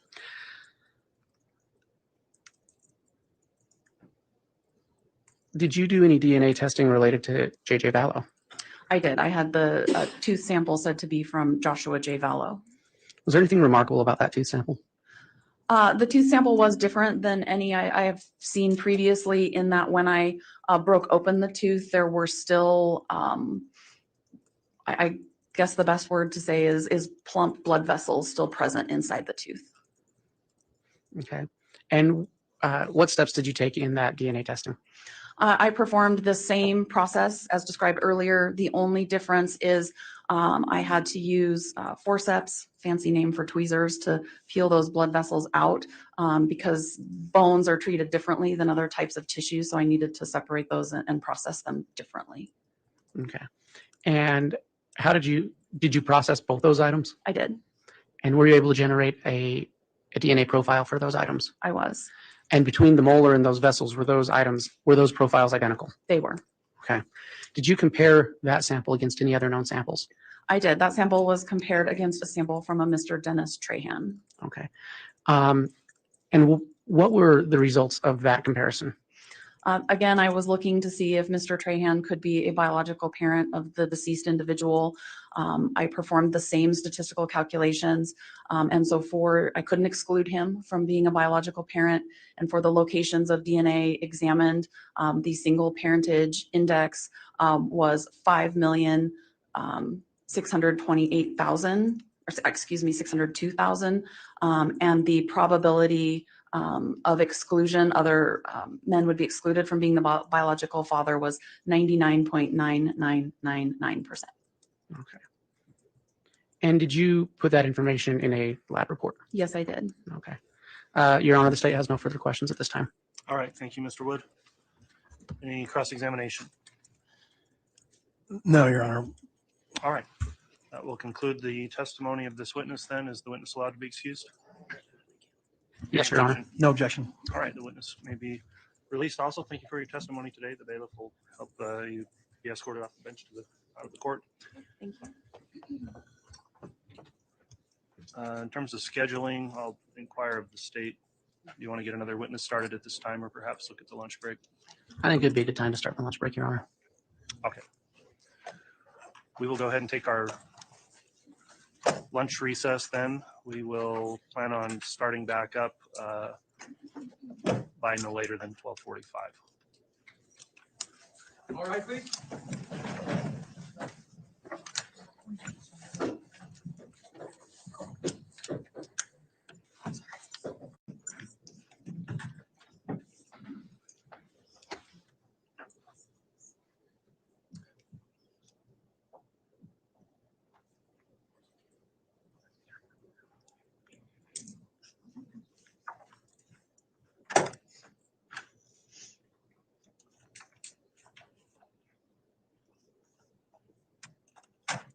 Thank you. Please be seated. Let's have the jurors brought in, please.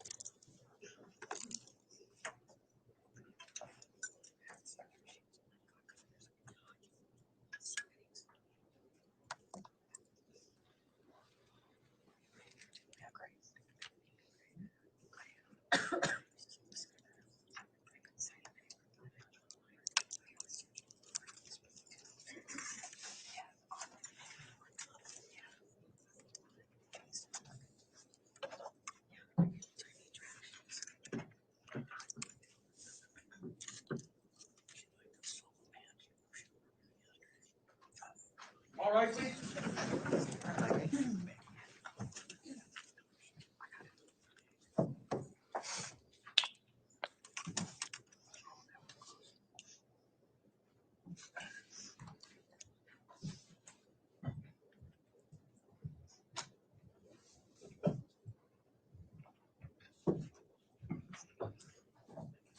Jury's out for the count, Your Honor.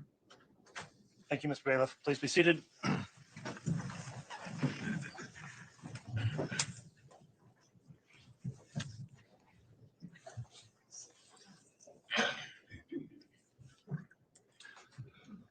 Okay, we're back on the record on case CR 22-21-1624, State of Idaho versus Lori Noreen Vallow. The state's continuing with its case in chief. The jurors are all present and accounted for, properly seated. The defense is here as well as the defendant and the prosecution. Counsel, just before we get started here, I wanted to discuss briefly the scheduling we have. We'll need to be done today by 3:20 instead of 3:30, just so council's aware. And then in terms of tomorrow, we've determined we're going to have a shortened schedule tomorrow. We're going to go from 8:30 until 1:30 tomorrow, and we're not going to do a full lunch break, but we will provide something during one of the breaks for the jurors to have something so they don't have to go clear till 1:30 without lunch. So that's going to be the schedule for this afternoon and tomorrow.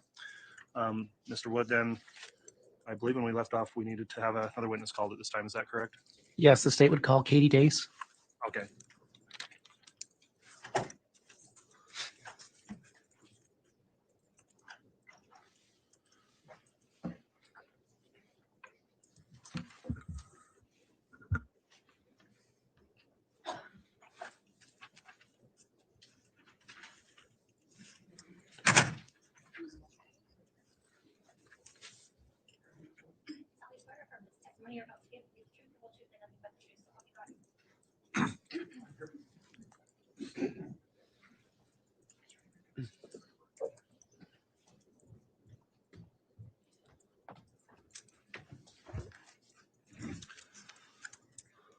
All right, before you get started with your direct, Mr. Wood, let me just inquire of the witness briefly.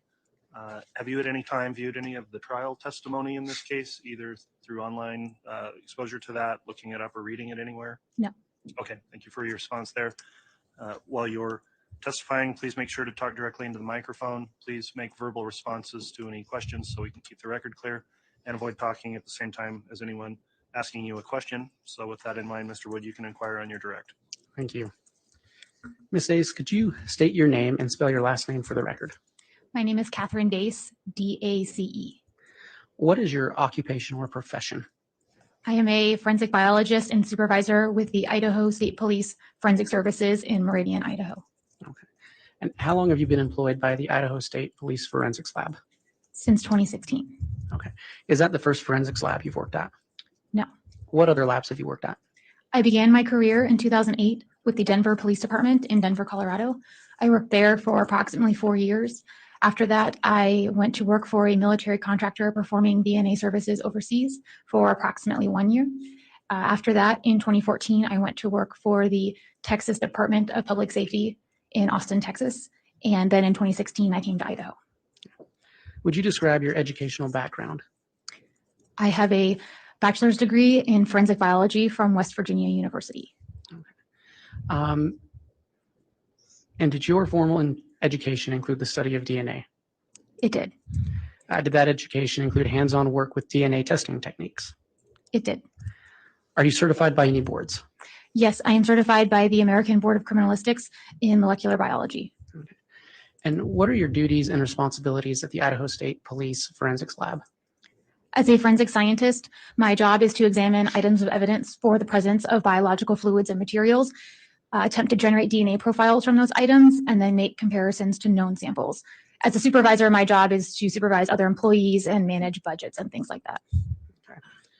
Did you receive evidence in the case of the state of Idaho versus Lori Vallow? I did. And is that identified in your lab by the number M2020-2233? It is. What evidence did you receive in this case? I received autopsy samples from J. Daybell to include hand swabs, nail swabs, oral swabs, rectal swabs, and penile swabs. I also received tape and plastic from the body and burial site. I received some swabs from an apartment, 565 Pioneer 175. I received a chain and pendant, and I also received 18 hand tools from a garage/barn at the Daybell property. Lastly, I received a few reference samples as well. Okay. Did you mention receiving bags? Yes. Okay. Let's talk about those real quick. Did you ever find, were you ever able to locate or generate a DNA profile from any material on any of the bags you were provided? The bags from the burial site? Yes. No. Okay.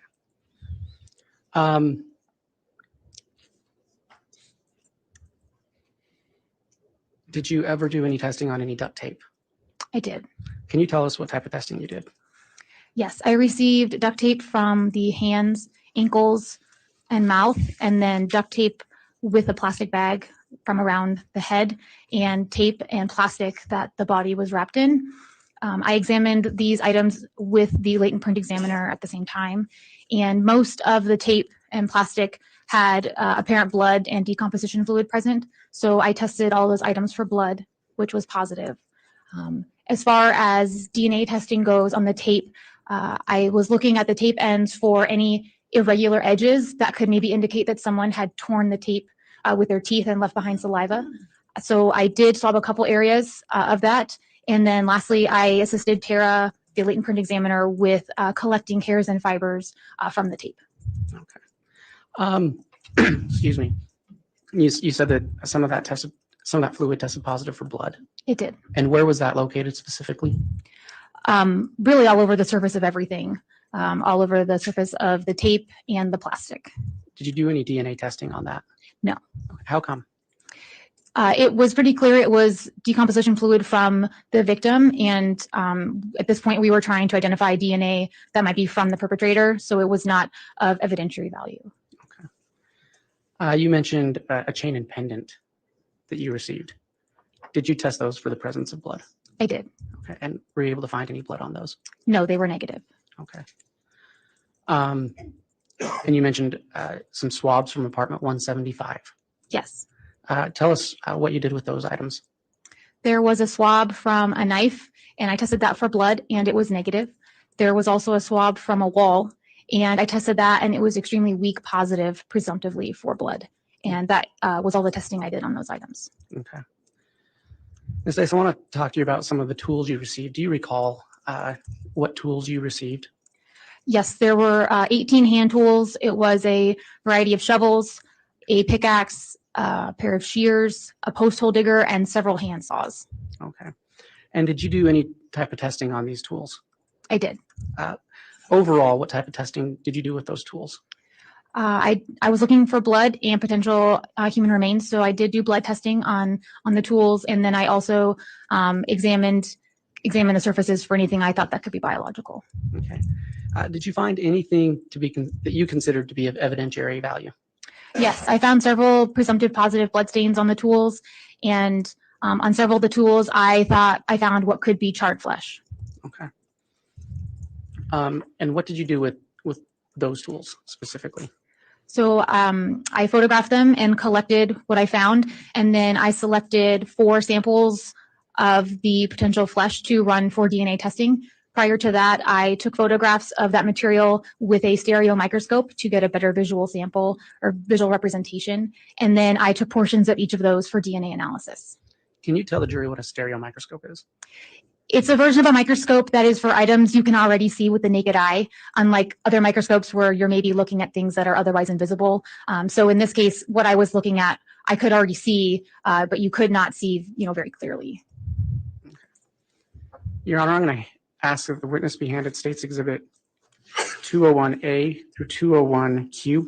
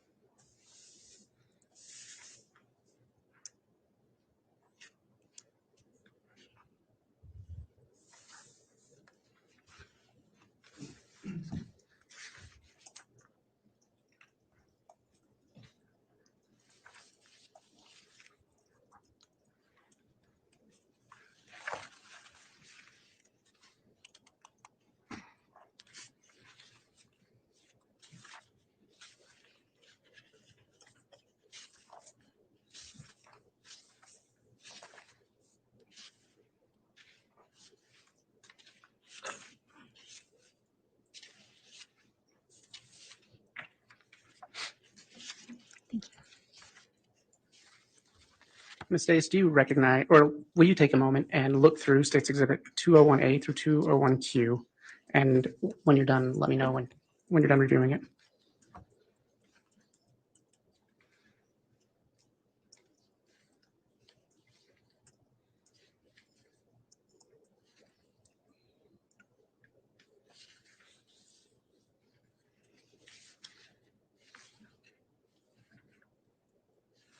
Okay, I'm ready. Okay. Do you recognize State's Exhibits 201A through 201Q? I do. What do they purport to be? They are photos I've taken during my examinations. And are these photos that you took yourself? Yes. And Are they true? Well, what are they photos of? There are photos of the tools that I examined, some of the material I collected from the tools, and some of the material under the stereoscope. And then the last photo is of some hairs from the tape. Okay. Are these true and accurate representations of the photographs you took? They are. Your Honor, I'd ask that States Exhibit 201A through 201Q be entered into evidence. Any objection? Yes, Your Honor, may I have one here and aid? Yes.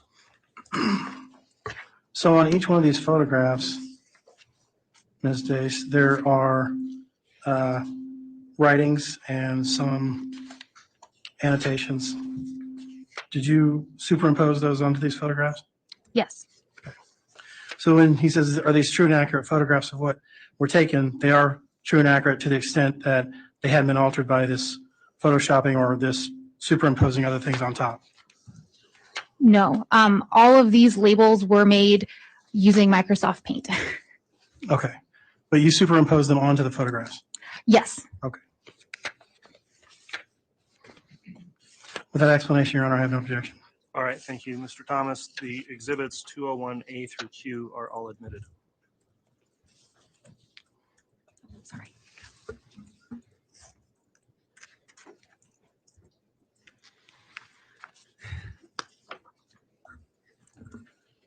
Ms. Dace, if I speak about item 36.4, do you know what I'm talking about? Yes, it is one of the shovels. Is that a number that was your lab assigned to that tool?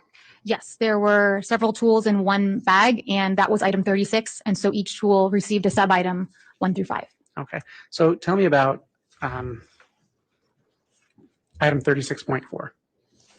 It was a shovel that I examined, and on the blade of the shovel, I identified material I thought I might want to run for DNA. Okay. Your Honor, may I publish to the jury? Yes.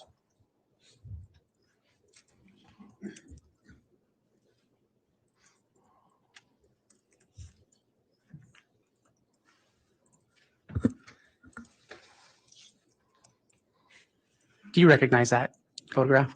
Yes, that is my photo. What is that a photograph of? A shovel. Is that item 36.4? Yes. Okay.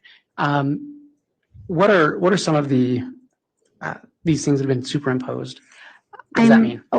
I am outlining areas that I sampled, that I swabbed. So in addition to looking for blood or biological remains, I was also swabbing the tools for preservation. Okay.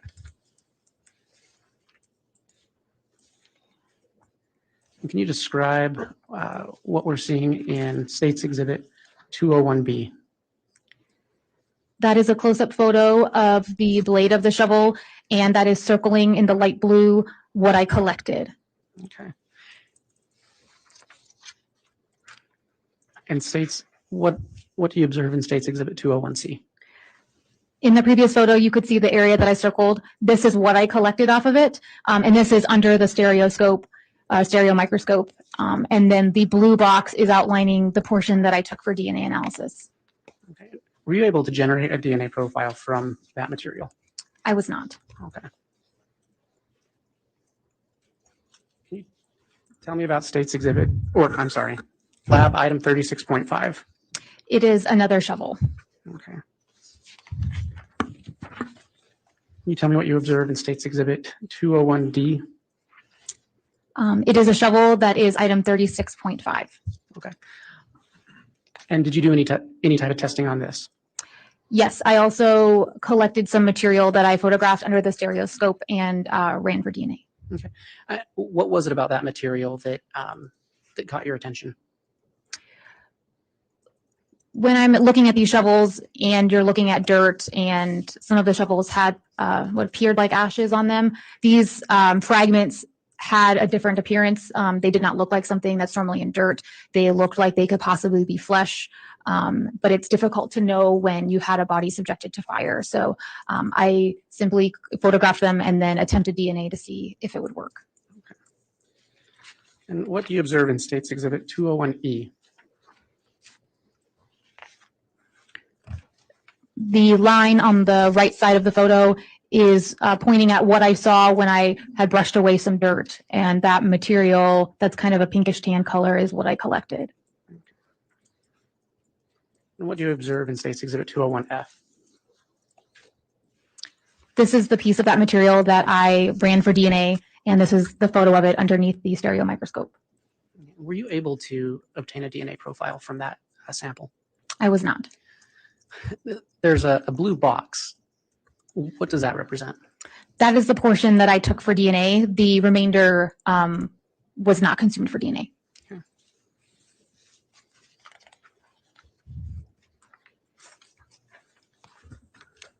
Can you tell me about State's or lab item number 36.1? Yes, it is a pickaxe from that bag of tools. Okay, let me circle back. I'm going to actually ask you about item 36.3 first. It is a shovel from that same bag of tools. Okay. Can you tell me what you observe in State's Exhibit 201G?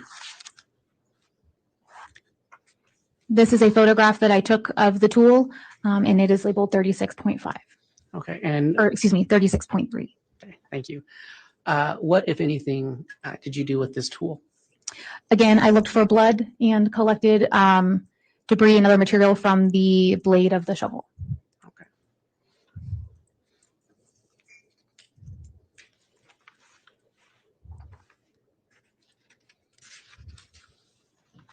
And what do you observe in State's Exhibit 201H? This is a photo of the back side of the blade of the shovel, and that circled area represents some material I collected for DNA testing. Okay. Why did you collect that? It had a somewhat soft texture and again, seemed like it could possibly be biological remains.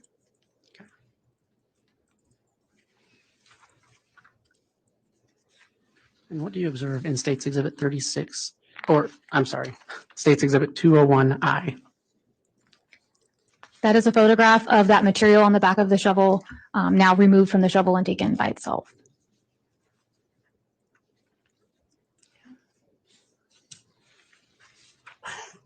And what do you observe in State's Exhibit 201J?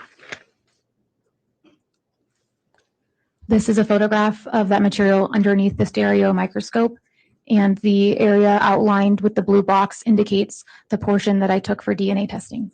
Okay. And there's something labeled green material. Do you know what that is?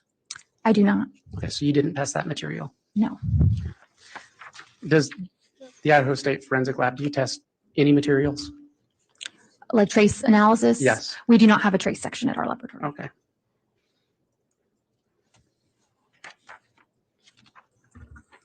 In regards to item 36.3, were you able to obtain a DNA profile? I was. How did you do that? DNA testing begins with identifying a sample that you want to run for DNA. I then take a portion of that sample and put it into a tube with unique case identifiers on it. I then break open all the cells to release the DNA. And then I determine how much DNA is present in the sample, called quantification.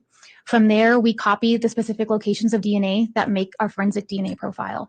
And I then visualize those copies, which look like peaks on a graph. Once I have my DNA profiles for a case, I can begin to make my comparisons. Okay. Did you receive any known DNA profiles prior to your testing? Yes. Who did you receive known DNA profiles for?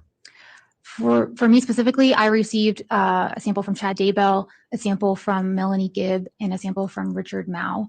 The laboratory itself also received other reference samples. Okay, and did you receive any other known samples from within your lab?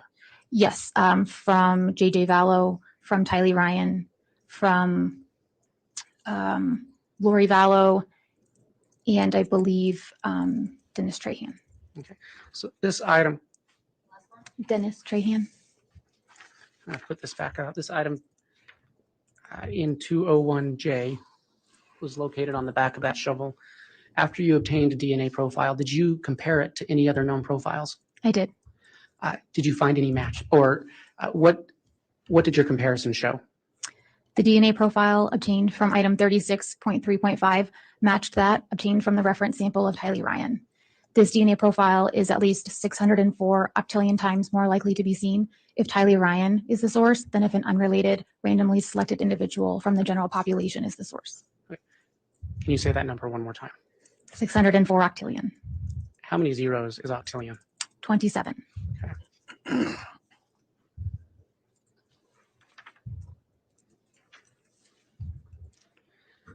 Can you tell me about lab item 36.1? It is a pickaxe from that bag of tools. Okay.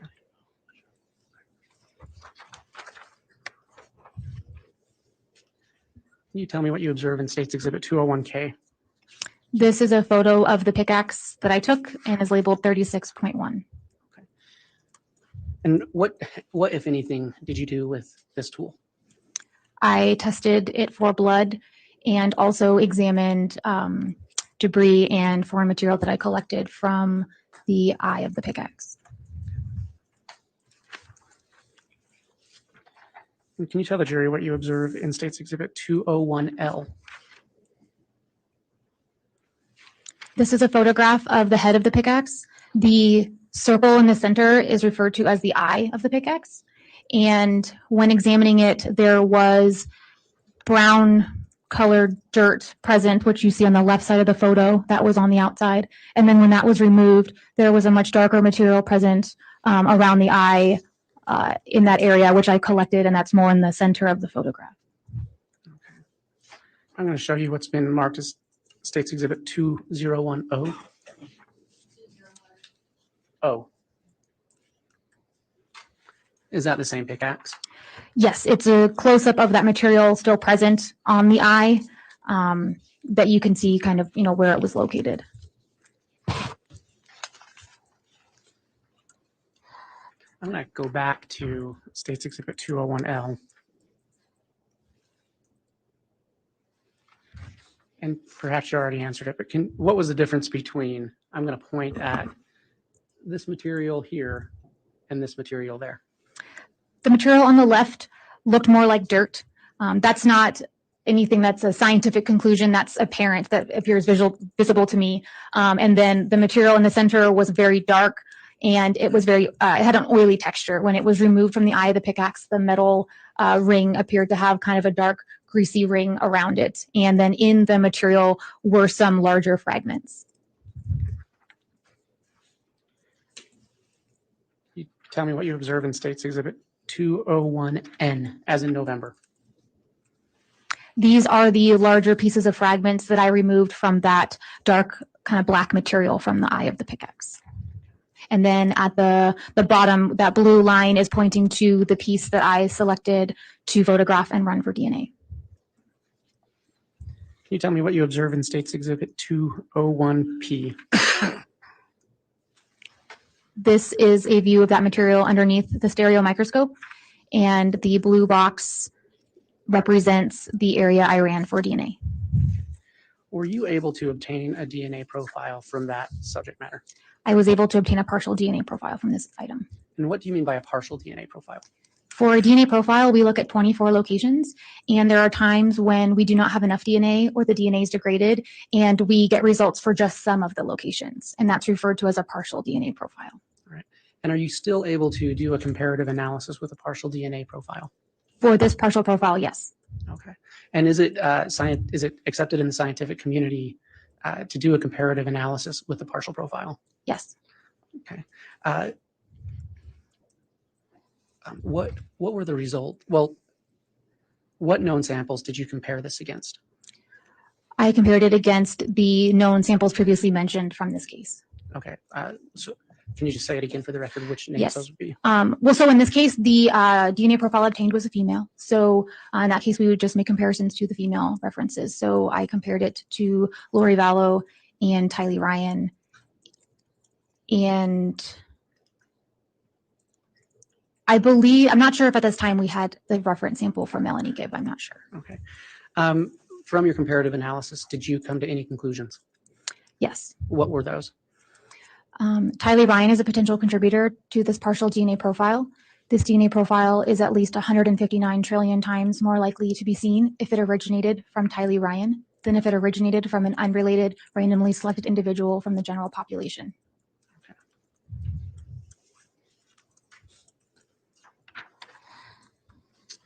Did you do any other testing on item 36.1? Yes, there were some stains that tested presumptively positive for blood on the handle. Can you describe what you observed in States Exhibit 201M? These are the 2 areas that tested positive, or 2 of the areas that tested positive on the handle. What did they test positive for? Blood. And were you able to do any further testing on those samples? Yes, I swabbed those samples and ran the entire swab for DNA. Okay. Were you able to obtain a DNA profile from those samples? I was. Okay. Did you do that in the same manner in which you've described preparing a DNA profile before? Yes. Okay. And were you were able to obtain a profile? Yes, Did you do any comparative analysis with that profile against other known profiles? I did. What was the conclusion? Were you able to reach a conclusion? The DNA profile from item 36.1.3 matched that obtained from the reference sample of Tylee Ryan. Again, this DNA profile is at least 604 octillion times more likely to be seen if Tylee Ryan is the source than if an unrelated, randomly selected individual from the general population is the source.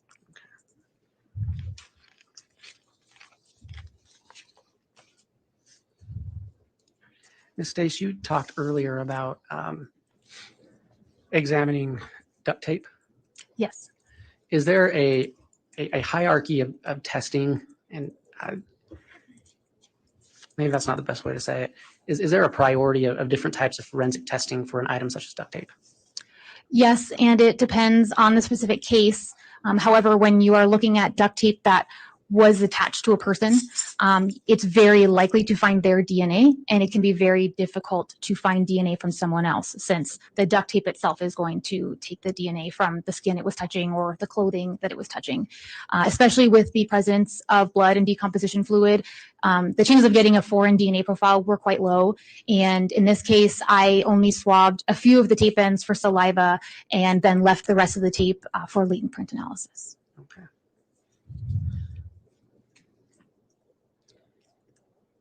Ms. Stace, are you aware if any items that you collected were ever sent to any other labs for further testing?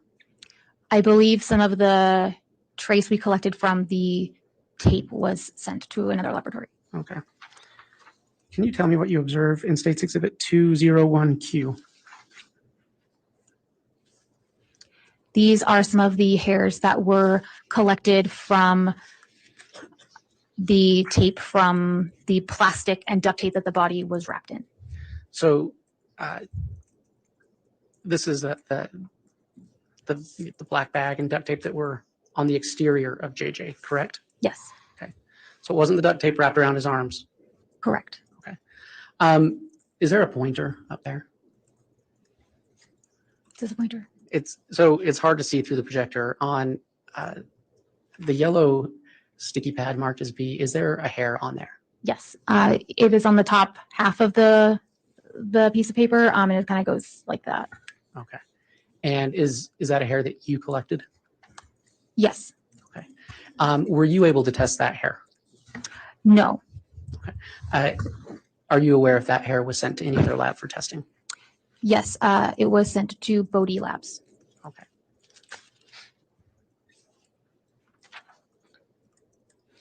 One moment, Your Honor.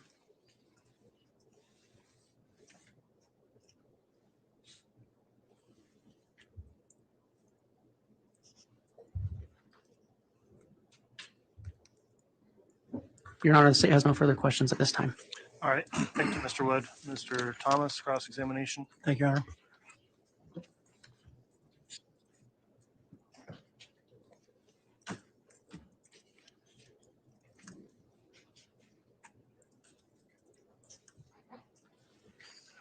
That's okay. No, they're definitely not in order.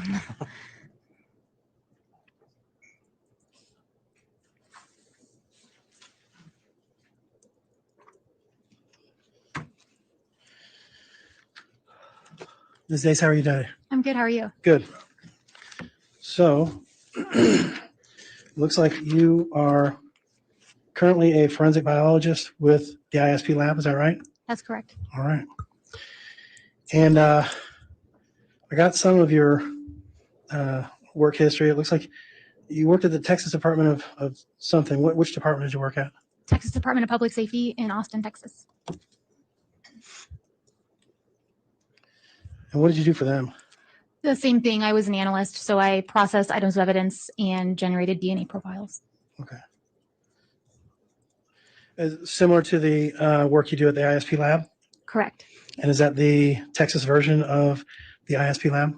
Yes. Okay, good. And you do supervisory work at the ISP lab? Yes, since 2020. Okay. But you also do analysis, or is that no longer, you don't anymore do analysis, or is that part of your job as I well? still do it. Yeah, we're a pretty small lab. Okay, all right. Looks like you received some autopsy samples, some tape and some plastic, and the state kind of walked you through a lot of that. I'm a little bit interested in the hair that you found. Do you recall which sample you found that hair on? The hair that was in the picture just a minute ago? Yeah, and on the little yellow sticky. Yes, that was, I believe, from 11.8. So the piece of tape 8 from item 11. Okay. And you don't know where that came from on the plastic or wherever. That just came to you as a piece of tape? No, it came to us. Some of the tape was still on the plastic. However, the latent print examiner did that deconstruction. So she would probably be able to better answer that question. So it first went to the latent print examiner and then it went to you? Yeah, when we received it, it was in the latent print lab, and we did open it together, but some of the tape had to be unstuck from itself, and that's a slow process. So I was not in there for the whole thing. So I would come back and help when she was ready, and then a lot of times the tape was already taken apart and set up. Okay. And is that Ms. Martinez? Yes. Okay. And so how long did that process take of taking the tape apart? And then when you, I guess what I'm asking, let me just start over. When was it that you saw the hair on the tape? Was that something that was brought to your attention, or was that something that you brought to Tara's attention or Ms. Martinez's attention? It was simply part of our examination process. So before the tape needed to go for latent processing, we wanted to remove what we could. So once the tape was unstuck and ready to be examined, I believe we went through it together, but I know that I was looking at each piece of tape and pulling off any hairs or fibers that I thought could be collected. Mm-hmm. And how did this tape come to you? Was it kind of in a ball, or was it just layered, or how? I mean, when you're saying you had to unstick some of this stuff. Yeah. It was inside an autopsy bag, so the medical examiner's bag, and I believe most of the tape was still stuck to the bag in a way that indicated it probably had been received that way from the burial site, so it hadn't been all taken off. I think a few pieces may have come loose, but those photographs were all taken by Tara. Okay. And so inside the autopsy bag, you said there was like some fluid, loose fluid and things floating around in there. Is that right? Or was I mistaken? Yeah. Okay. And so that's where this tape was as well? Yes, and the black plastic. And the black plastic. So the autopsy bag wasn't the black plastic bag? Correct. It's a black autopsy bag containing black plastic and the tape. I see. Okay. And so floating within this black autopsy bag, and when you say bag, autopsy bag, it's a body bag. Is that what I'm thinking? Yes. Okay. All right. So probably 6 feet long, and it's got a zipper on it, and you unzip it, Yes. and inside there is all the stuff that was floating around. Correct. Okay. So is it possible that this hair could have been part of that stuff that was floating around and got stuck on some of that tape? Yes. Okay. All right. You identified a couple of shovels that you thought might have DNA on it, and then you tested it and weren't able to get a profile, right? Yes, 36.4 and 36.5. Okay. And then you did DNA on one, and you got a match on a small particle that had Tylee's DNA on it, right? Correct. Okay. And when you get these big numbers of the possibility that it could be somebody else, that's based on a formula that you generate? Yes. Okay. And so do you know what the current state of the, how do I want to say this? The DNA population that has been collected. Do you know the current state of that? Well, how many DNA samples we have, or that you have to use in that? There is a population database that was generated by the National Institute of Standards and Technologies, and that is what we use. Right. And do you know how many samples are in there? I know my sample's not in there. It's from known individuals who participated in the study. I believe it's around 1,700. 1,700. Yes, Okay. 1,700. I believe so. Yes. Okay. Around. I don't think it's exactly 1,700, but it's right around there. Right. And you're basing that on on a number, and there's a separate one if someone was Native American, right? They would have to go into a separate database, or there is a separate, how do I say this, separate formula for people that are Native American, right? For some of the really small populations, there are separate databases that more accurately represent the DNA frequencies of their population. Right. And so you don't know if Tyler Ryan is part Native American. No, we only perform those calculations by request. So we don't know the ethnicity of anyone in our case unless someone were to ask us. Right. That. Yeah. Okay. So your calculations are basically based on this formula, which is kind of taken from these 1,700 people that have put their database in, or their DNA into the database? It's actually not in any sort of, it's not a database the way you think of in terms of a law enforcement database. It's a research sample set, and everyone in that database is a self-identified race. So there's Caucasian, Hispanic, and African American, and those are the three main ones. And if there were something different like Native American, that is a separate database set. Okay. And you ran tallies off of the Caucasian database set. So it actually runs off of all three, and we report the most common statistic or the lowest statistic. And in this case, that would be for Caucasian. Okay. All right. And when did you run these tests on these DNA samples that you found on the shovel? When was that run? I would need to refer to my notes to see those dates. Sure, you want to do that? Yes, please.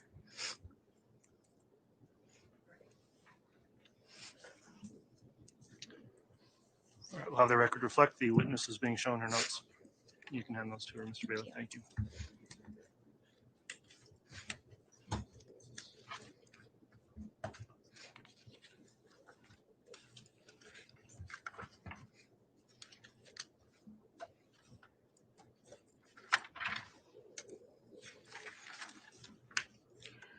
So for 36.1.5 and 36.3.5, my report is dated in April of 2021. Okay.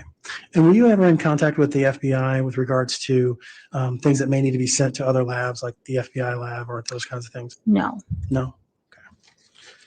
Okay. Did you think about possibly telling someone that you found, or I guess I need to know the thought process. There was some testimony earlier today where somebody testified to the fact that they didn't get any tools to make a tool mark analysis. Would this be something that you would, if you found evidence of DNA on a particular tool, that you would forward on to somebody else? No, we only report our results back to the submitting agency. Okay. And then it's on that submitting agency, the police department or the sheriff's department or the prosecutor, whoever submitted that, to follow through and submit that to somebody else. Yes. In this case, the tools did remain in our laboratory pending permission to consume the potential blood stain that was on the handle of the pickaxe. And so pending that decision making, the tools did stay in our custody. Okay. All right. Thank you. Nothing further. All right. I didn't need to use these. And in addition, if you want to collect her notes once you've done that, thank you.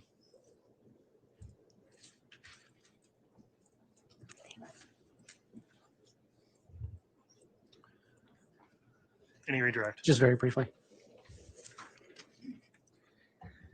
Ms. Dace, both defense counsel and I spoke to you about a hair that was collected from tape that was sent to another lab. Yes. Did that hair receive any identifying number? It was 11.16.8B. 11.16.8B. Okay. I have no further questions. All right. Thank you, Mr. Wood. No follow-up. All right. That'll conclude the testimony of this witness then. Is the witness here under subpoena? And if so, can she be released? She can be released, Your Honor. We have no objection.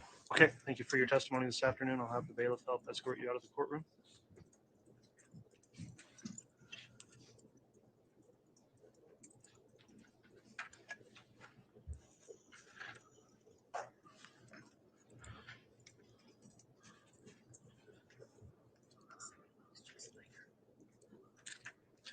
All right, state can call its next witness. State would call Tara Martinez. And Judge, before, while she's being brought in, can we ask for a sidebar? Yes.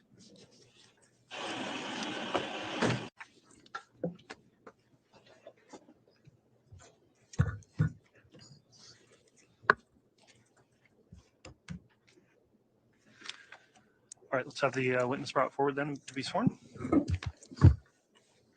Okay.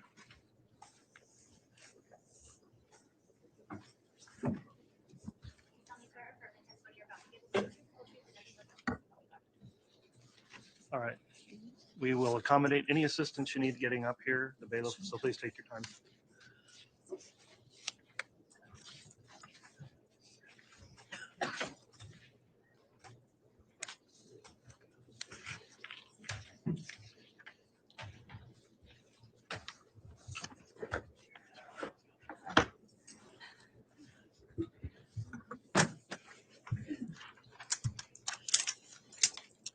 All right, before we begin the testimony here, let me just inquire of the witness briefly. Have you previously reviewed any of the trial testimony in this case, either by listening to it from any source or by viewing any of the viewing locations here No, or sir. reading any of it? No, sir.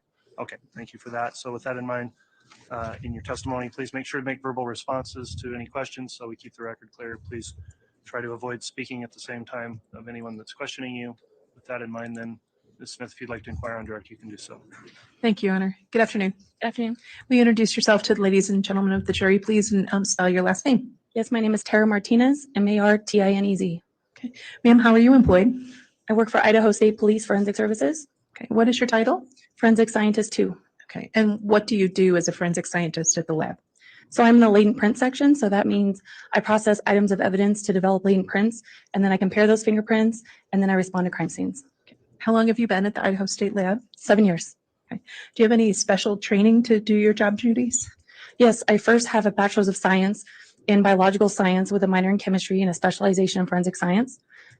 And then I also went through a very extensive training program with Idaho State Police Forensic Services, which included mock courts, testing, both written and verbal, as well as exercises. And I also had some external training.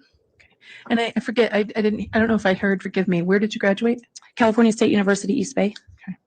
And are you a member of any professional organizations related to your job? Yes, the International Association for Identification. I'm also a member of their Pacific Northwest Division. Now, you earlier said that you process latent prints.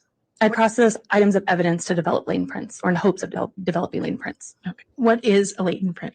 A latent print, latent means unseen. So a latent print is something that generally you can't see on a surface and is left unintentionally. So if I'm touching this desk here, I might accidentally leave a print behind. That would be a latent print. Now, what is the process used to develop a latent print in your examinations? So it depends on the item. When I get an item into our laboratory, I'll first look at what is the item made out of, meaning is the item porous or non-porous? So like water bottles and glass and things like that are non-porous, meaning they don't absorb water, whereas porous would be paper. So I look at things like that to see what kind of surface this is. Then I would look at maybe the texture of the item, the color of the item, and these things would help me figure out what process would be most successful. Now, do people always leave latent prints? No, it depends on a variety of factors. First and foremost is you individually. Some people just have better skin to leave latent prints. Maybe they sweat a little bit more. Maybe they produce more amino acids. And so they're therefore able to leave better prints and more frequently leave prints behind. And then also the surface makes a big difference. Is it dusty? Is it dirty? Those kinds of surfaces won't generally leave latent prints behind. And then is the item textured? So all of these things factor into if you'll leave a latent print behind. If a latent print is left behind, how is it you would collect a latent print? So on a typical non-porous item, like water bottle, metal, things like that, I first look at the item unaided, just my normal eye, to see if I see any latent prints that maybe are left behind in a little sweat. If I don't see anything, then I'll move forward and I'll look with an alternate light source, which is just gives you different colors of light. Try again to see if anything's left behind. Then I'll actually start the real processing, which starts with cyanoacrylate fuming or superglue fuming. And basically the superglue vaporizes into the air, becoming a gas, and it attaches into the latent print. It just attaches to the moisture in your print. So because prints are a lot of water, the glue likes to attach to the print.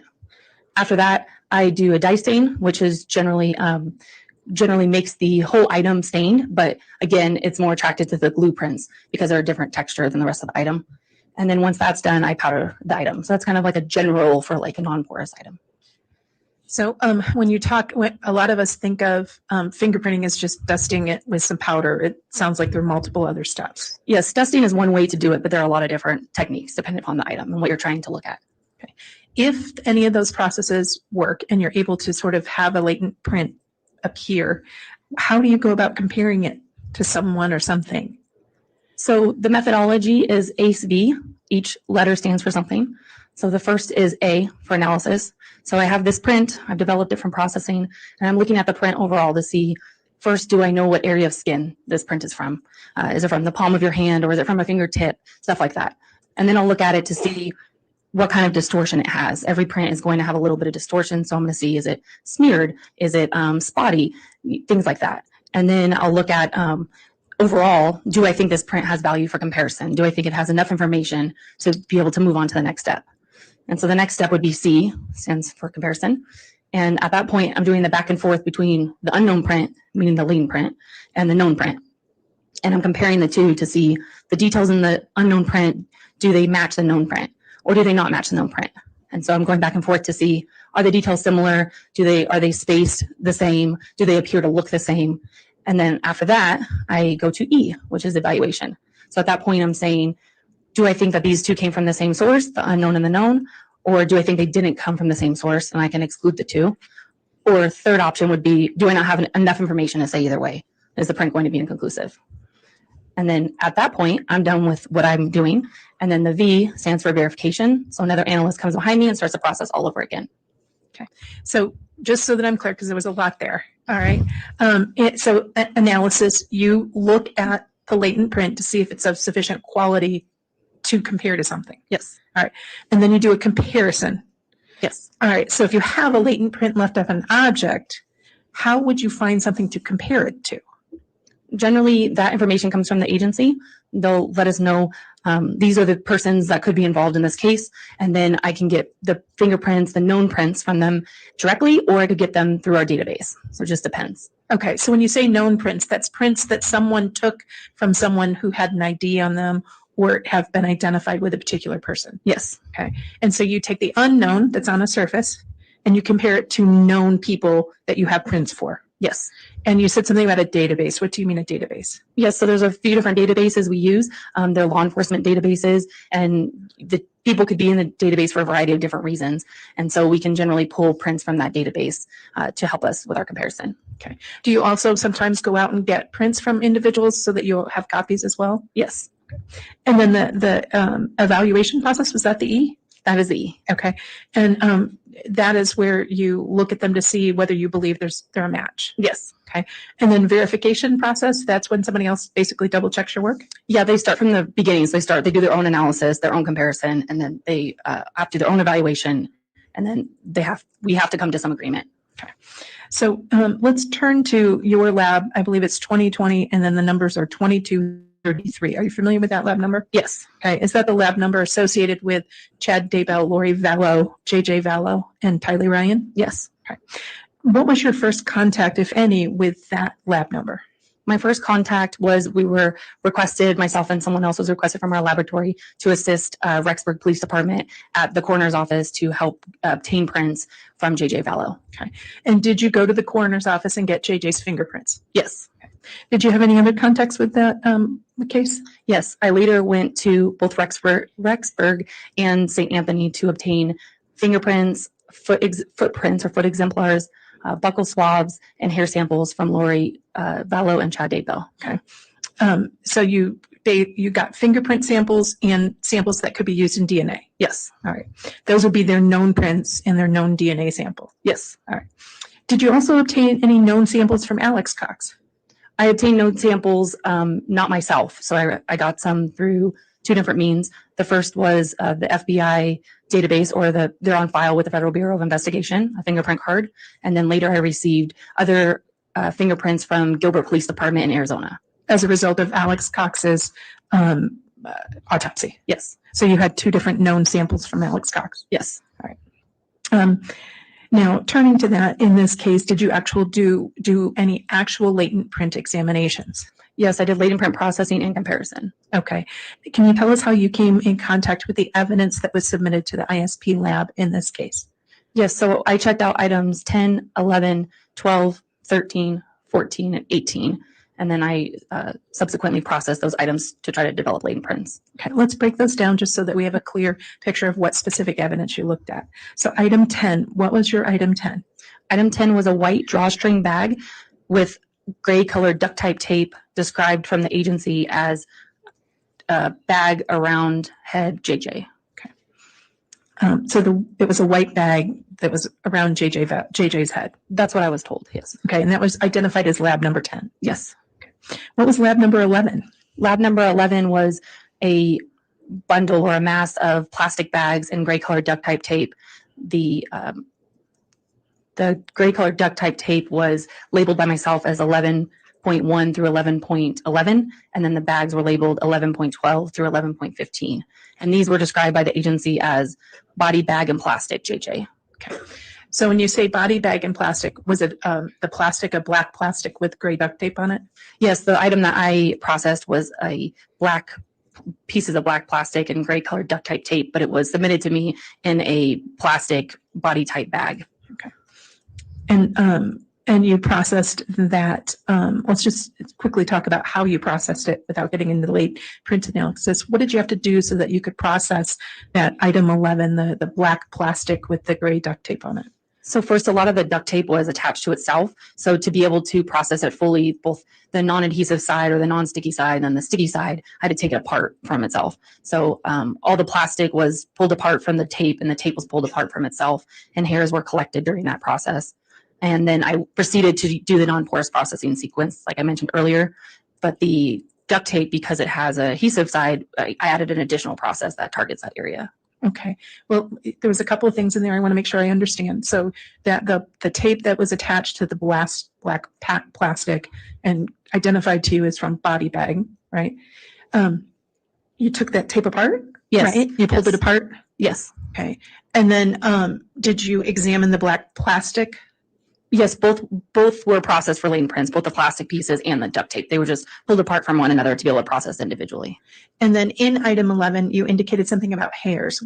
You found hairs? Yes, anytime I'm processing an item and I find hairs, even though I don't process hairs, I collect them so that someone else may be able to do so. So I collected hairs in this item and put them back in its original packaging to be used later if needed.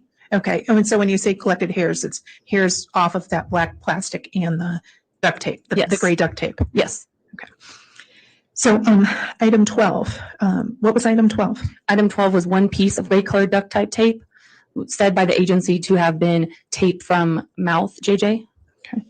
And what is item 13? Item 13 was one mass of duct tape, gray again, and that was said to be from ankles of JJ. And item 14? Item 14 was also a mass of a bunch of duct tape, and that was said by the agency to be from hands of JJ. Okay. And item 15? I didn't have item 15. I'm sorry, I misspoke. 18. 18 was one green colored Letica Corporation piece of plastic, and that was said from the agency to be bucket bag 2 of 3 Tylee. Okay. And what color was that? Green. Okay. So item 10, did you process it for the presence of any latent prints? Yes. Okay.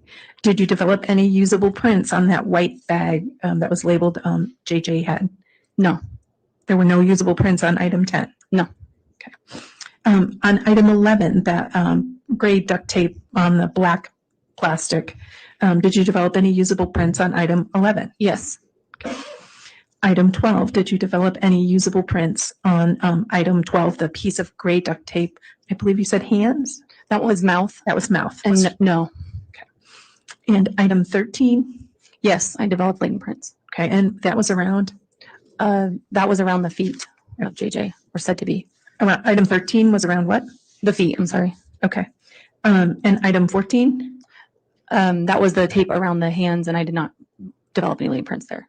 Okay. Were you able to pull any hairs off of that item 14? I don't recall. I think there was hairs off of all the items, but I'd have to look at my notes to see specifically how many. Okay. And were you able to develop any prints off of item 18? No. Okay. So just to be clear, which items did you get usable prints off of? 11 and 13. Let's talk initially about item 13. Were you able to, after you developed some prints on item 13, were you able to compare them to any known samples? Yes. Okay, what knowns did you compare the prints on item 13 to? Lori Vallow, Chad Daybell, JJ Vallow, and Alexander Lamar Cox. And were you able to reach a definitive conclusion about whether they matched any of those individuals? No. Okay. And so was there an inconclusive finding? There was an inconclusive finding on both of them for two different reasons. What were those reasons? One was it's Latent print 13.1, and that was because of the quality of the print. Sometimes if the print just is very poor quality and doesn't provide a lot of information, it may be pushed through to, I can compare this print, but I just can't be certain on these details and can't rely upon them. So it ends up being inconclusive due to the quality of the print. The other one was inconclusive because of the area of skin the latent print was thought to have come from. I didn't have good recordings of those areas. So it was inconclusive, needing better knowns. Okay. Now, what about item 11? You received usable prints. Were they of sufficient quality that you could do a comparison? Yes. Okay. In anticipation of your trial today, did you prepare an exhibit to aid you in explaining where you got those prints to the jury? Yes. Okay. Let me have, Your Honor, if I may I have the witness handed State's Exhibit 210, a copy of which has been given to both the court and the defense. Yes.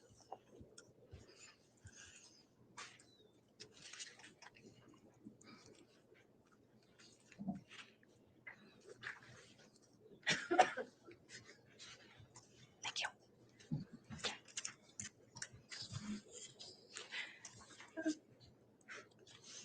Do you recognize the pictures that are in State's Exhibit 210? Yes. What are they? The first photo is an overall picture I generally take when I first receive the evidence in. So I can take it as to show how the evidence looked before I did any processing. So that's the first photo. And this is showing item 11. Okay. Would you like me to keep moving? Yeah, on? Okay. we'll have you describe each of them for Okay. the record, and then we'll show them all at once if they're admitted and the court permits. Okay. What's the second one? The second photo is of item 11.12. So part of item 11 that has been, I've numbered out instead of just being item 11 with everything. This is 11.12. And the processing is done on the item. And I marked the latent print that I developed. So you can see an overall picture showing that this is where the print was found on the item. And are each of those images fair and accurate pictures of what your observations were and of item 11 that you processed at the ISP lab in this case? Yes. Your Honor, I move for the admission of State's Exhibit 210. I have one more. Did you want me to look at the last one? Oh, yes. The last one is a picture of 11.15. So again, it's a piece of item 11 that was processed, and it shows my marking showing that where the latent print was developed on this item. With that record, Your Honor, I move for the admission of State's Exhibit 210. Okay, and I just want to make clear, Counselor, before it's admitted and published, there were some modifications from the exhibit to the court's courtesy copy and counsel's, I believe, so. Yes, Judge. It should be an exhibit of total of 3 pages as discussed at sidebar, which would be the cover page and 2 pages with images shown to defense counsel and the court.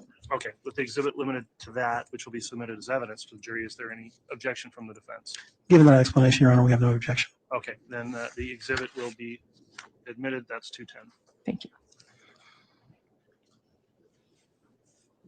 And permission to display for the jurors, Judge? You may publish it. Thanks.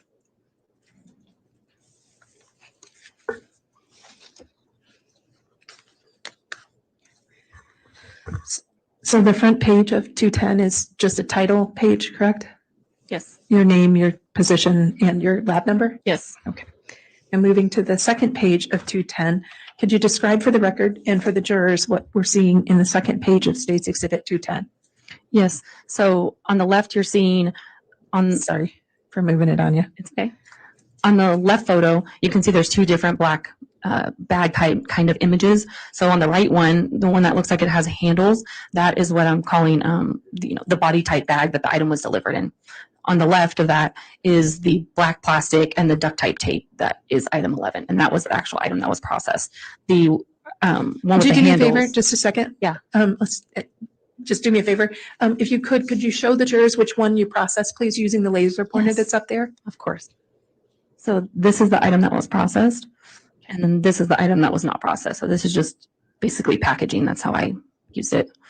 Okay. And then And so just let me ask you a question. You were pointing at the picture under which the title is called item 11, correct? Yes, And on the left-hand side of that picture was the item you processed. yes, And on the right hand of that particular picture was the item you call packaging. yes, Is that the item that the duct tape and the bags came in? yes. And what about the picture on the right-hand side of the second page? I believe it's labeled item 11.12.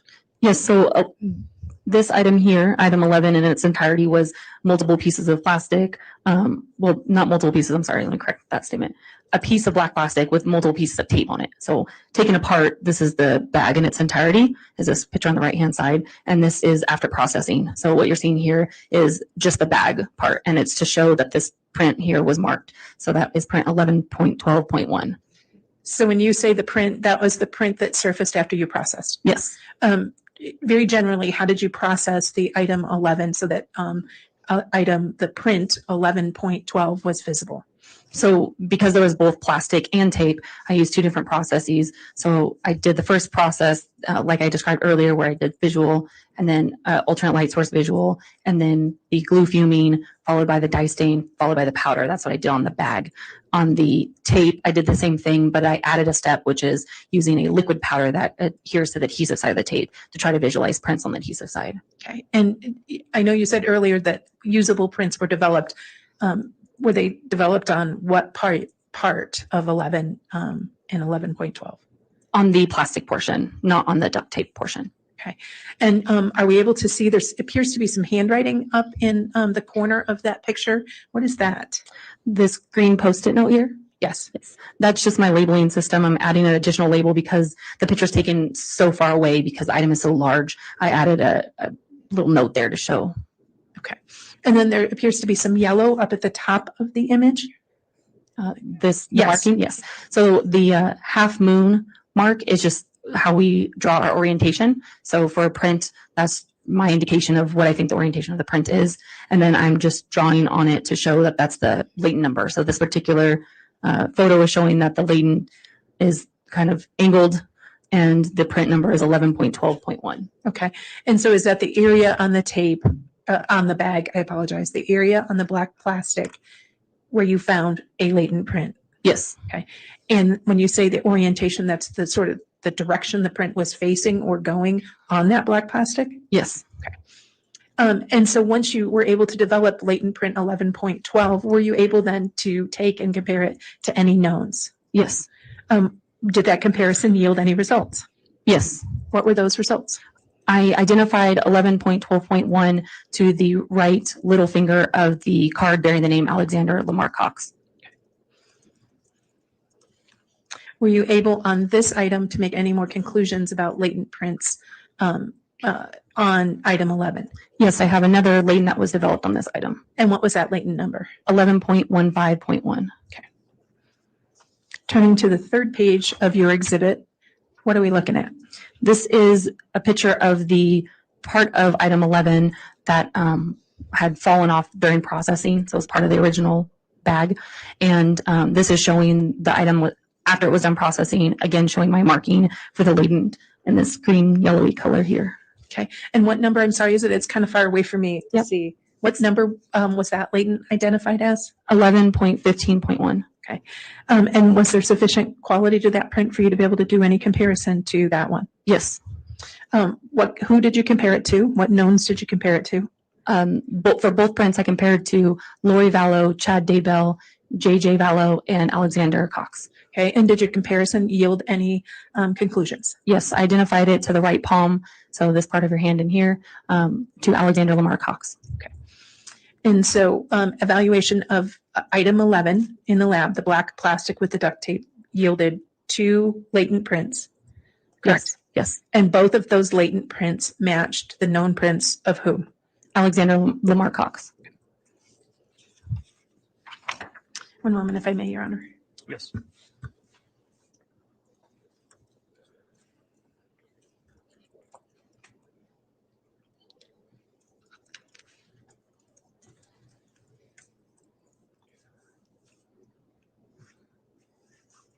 And just a real quick question, the hairs that you were able to obtain and pull, those were submitted and retained at the lab for further testing if necessary, correct? Yes, so I repackaged them into a new coin envelope, just to keep them all contained, and then they returned to the original packaging, and that was when I was done with my processing, that went back into the vault for someone else to check out if needed. Okay, because you don't do hair examination? No. You don't do DNA? No.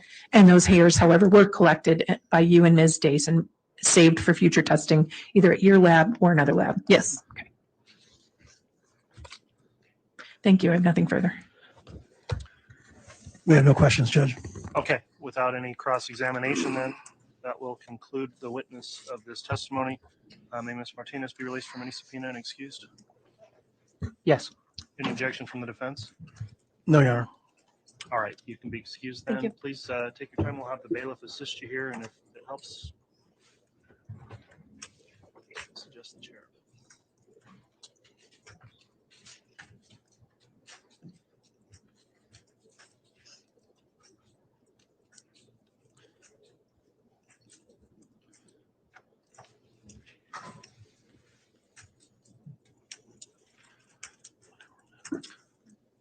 All right, at this point, I think we'll take our mid-afternoon break, given the timing. Again, we need to stop by 3:20 today, so let's try and keep this break as quick as possible, but I know it takes time with our 18 jurors at this point, so hopefully around 15 minutes or so.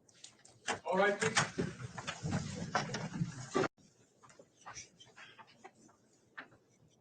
Thank you. Please be seated.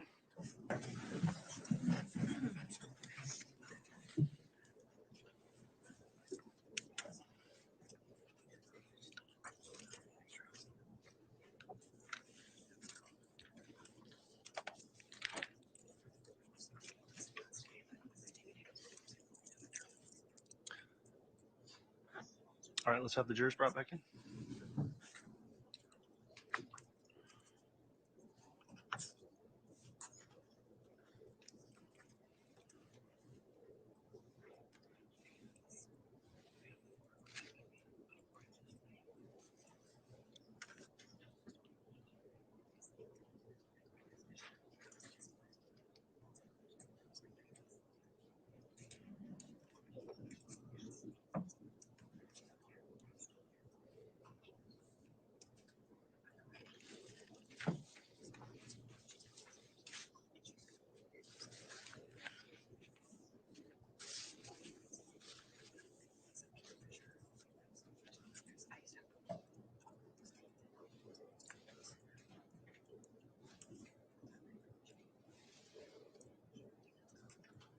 All right, please.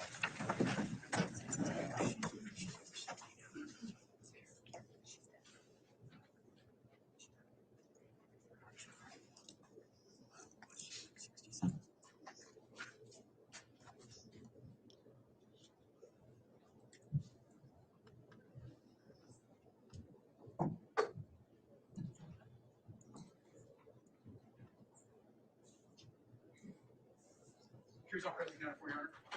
Thank you, Mr. Bailiff. Please be seated.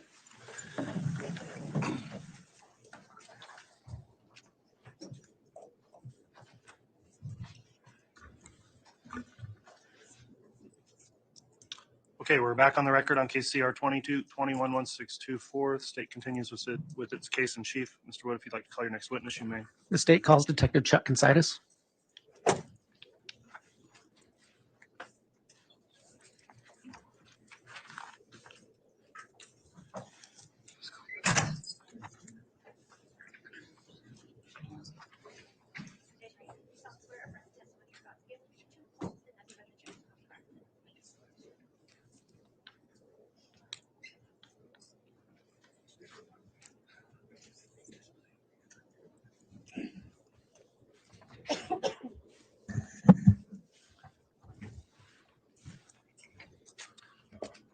All right, just briefly, I'll inquire, Detective Consitis, since you last were here testifying, have you reviewed or listened in on or in any way read any of the trial testimony that's occurred since you last were here? No. Okay, thank you for that response. Then, Mr. Wood, you can go ahead and proceed with your direct examination. Thank you. Welcome back, Detective. You've already been here, but just for clarity of the record, could you state and spell your last name for the record? Last name is Consitis, Kunsaitis. Thank you. Detective, you've already explained your credentials to the jury and explained that you've been involved with the case of the state versus Lori Ballo, correct? Correct. Detective, were you present at Chad Daybell's residence on June 9th, 2020? Yes, Did you take part in the search of that property? I did. At any time, did you aid in the recovery of the remains of Tylee Ryan from that backyard? Yes, The area where Tylee Ryan was located, was there a name given to that area, or was it was there a name given to that area? the pet cemetery. Okay. Detective, at any time in your investigation, were you a part of efforts to obtain satellite imagery of Chad Daybell's residence? Yes. Tell me how that came about. So in late July of 2020, as the case was transitioning from a missing person into the homicide investigation, we were still monitoring the social media sites and came across a news story out of Salt Lake City off of KSL News. Their reporter was running a story that was centered around. I'll object, Your Honor, to hearsay. Your Honor, it's not coming in for truth of the matter. It's coming in to explain what the detective did next in his investigation. All right. I will overrule the objection, but just indicate that it's for that limited purpose. And so to the extent it's quoting directly what anyone said, try to avoid that in your response, please. I'm sorry. So try to avoid any response that just directly quotes what anyone else said if you can in your response. As part of your investigation, did you see a news story about satellite imagery I did. related to the Daybell residence? Yes. Based on what you saw in that news story,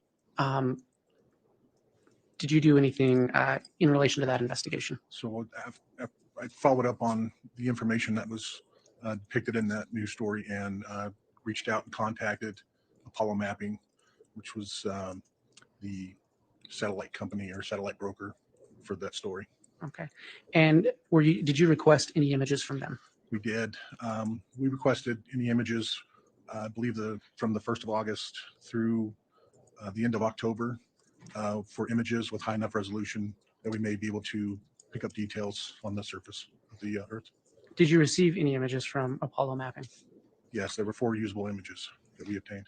Your Honor, I'd ask that the witness be shown States Exhibit 142 and 142A. 142 is a business records affidavit that defense was given prior notice of, so I believe that comes in by way of stipulation. All right.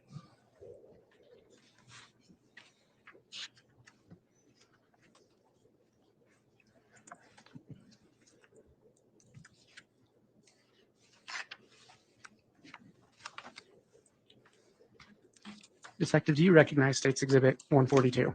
I do. What is it? This is the certificate of authenticity for high resolution satellite imagery from Apollo Mapping. Do you recognize States Exhibit 142A? I do. What is it? This is a flash drive containing the images of the requested images from Apollo Mapping. Is that flash drive in an envelope? It is. Did you observe the contents of that flash drive? I did this morning. Did you initial that flash drive? I did, and also dated it with today's date. Okay. And did you place that flash drive in that envelope? Yes, Did you seal and sign it? I did. Is the seal intact? It is. Your Honor, the state would move for admission of States Exhibit 142 and 142A into evidence. Any objection? Your Honor, States Exhibit 142 does comport to be a certificate of authenticity under Rule 902 of the Idaho Rules of Evidence. I do not object. I have not had the time since handed this Exhibit 142A to review it since we've been in trial. But so I'll conditionally not object if the exhibit contains other items on there, then I may bring up an objection.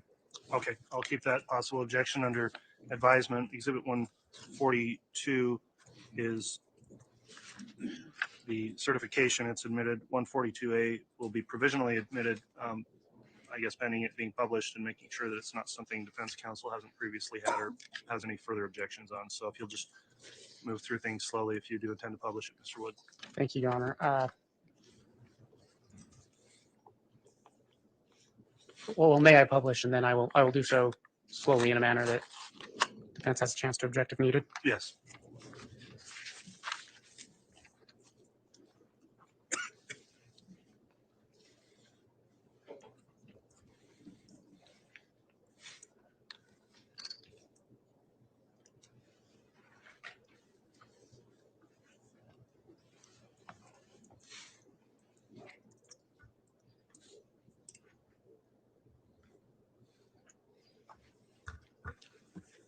Detective, what did you receive in terms of digital information from Apollo mapping? We received the images and the raw data that accompany each photo. Okay. Did it come in a folder like that? It was placed onto a folder like that. It was downloaded over the Apollo mapping website. Okay. Your Honor, at this point, I'm going to ask if the defense has any objection. There's these .tfw files which came with the Apollo mapping, which is data, and then the actual images, which are these TIF files. All right. It appears to be what it claims to be, Your Honor. Okay, so no objection at this point. Mr. Wood, you can continue to publish. Your Honor, I'm going to ask that the witness be handed again. I apologize. He should have kept that. The business records affidavit. Thank you. Detective, when you received that business records affidavit, did it include information about the photos you received? It did. Can you tell me what the information contained about picture, the date and time of picture, the first picture is? The first picture depicted is given the date of August 27th of 2019 at 18:33 hours UTC. That's the coordinated universal time. But when adjusted to Mountain Standard Time, which is the time zone we are currently in, you take off 6 hours, minus 6 hours. So the time of day is adjusted to 12:33 in the afternoon. Okay.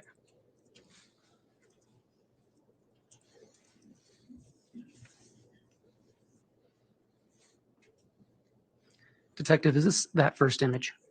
Yes. Okay. I'm going to zoom in. Oh.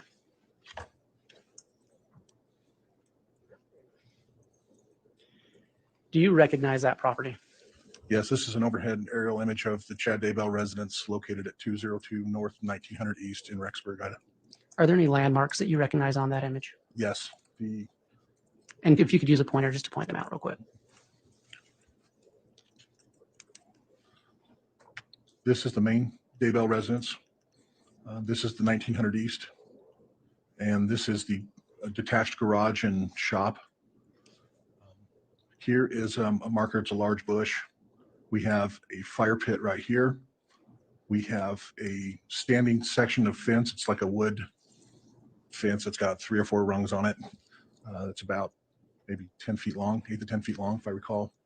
And then right here is a hitching post, which is shaped like an H. It has a large diameter post, like, I don't know if it's the same width as like a telephone pole or something. It's kind of a large diameter.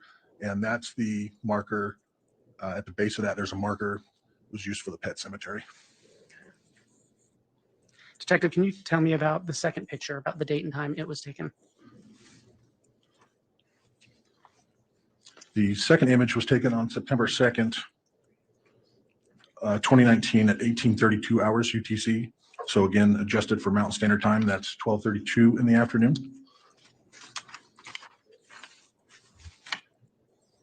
Detective, is this that second picture? Yes. I'm going to zoom in on it.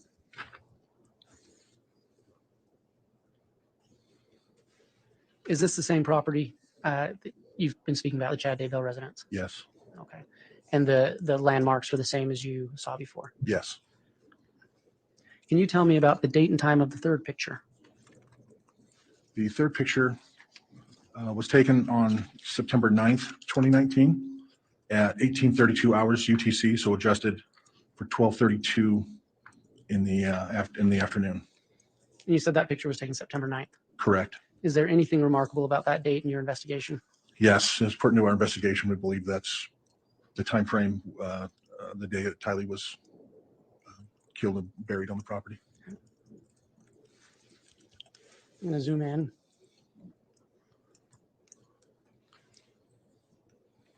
Detective, is this that same property? It is. It appears there's some cloud cover on that, but is there anything about that picture that stood out to you in your investigation? Yes. So again, just to reorient, you have the main house, the detached garage and shop. Here is that standing fence section, and then you notice a large discolored darkened shape there right where the immediate area of the pet cemetery marker. Okay. And what time of day was this picture taken? This was taken at 12:32 in the afternoon, and approximately it was less than an hour. This picture was taken less than an hour after we know that Alex Cox left the property. Detective, can you tell me about the fourth picture? The fourth picture was taken on October 25th of 2019 at 18:42 hours. So adjusted for Mountain Standard Time, it was 12:42 in the afternoon.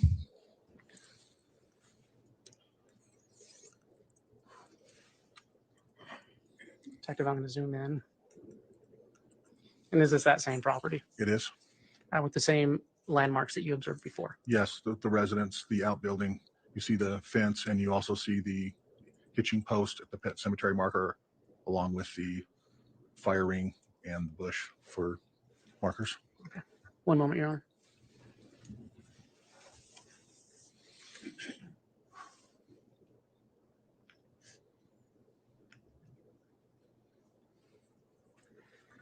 Detective, so this is the same property. I'm going to go back to the picture taken on September 9th. Okay. And zoom in on that property. In your investigation, was there anything significant about that discoloration you spoke about earlier? That was in the immediate area where we apparently. And this picture was taken September 9th, correct? Yes. Okay. Your Honor, the state has no further questions at this time. All right. Thank you, Mr. Wood. Any cross-examination, Mr. Archibald?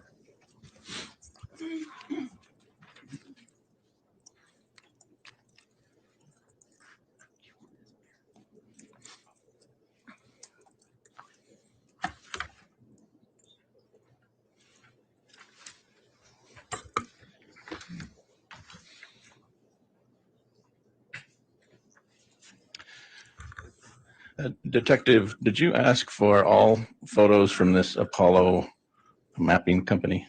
We did. There were several photos that could have been used, but due to the capabilities of each satellite, how it was explained to me, how they're programmed. So some are for higher resolution, some are for lower resolution. There's different elevations. So the satellite images that use the lower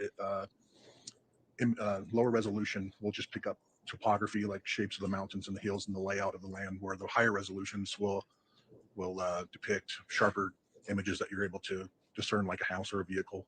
And so out of all those images, there was only 4 that used that high enough resolution for us to. And are these from a satellite that only passes over the property every 5 or 7 days, or is it a stationary satellite that's continually taking pictures of the same place? I don't know. I believe it's the satellites are moving around. Okay. And orbiting. And so did you send them Apollo mapping a subpoena, or did they just provide these voluntarily? We sent them, the images, or are we talking about the images. We had to purchase the images. So the images totaled about $1,500 to purchase from the company. I see. And so these images on the September 9th one, in your investigation, you believe this is the day that Tylee was buried on this property? Yes. Do you believe it's the day that she was burned on the property? Yes. Is there any indication in this photo from September 9th of smoke or fire? No. And is this the day that Chad Daybell texted his wife that he's going to have a fire in the backyard? Yes. And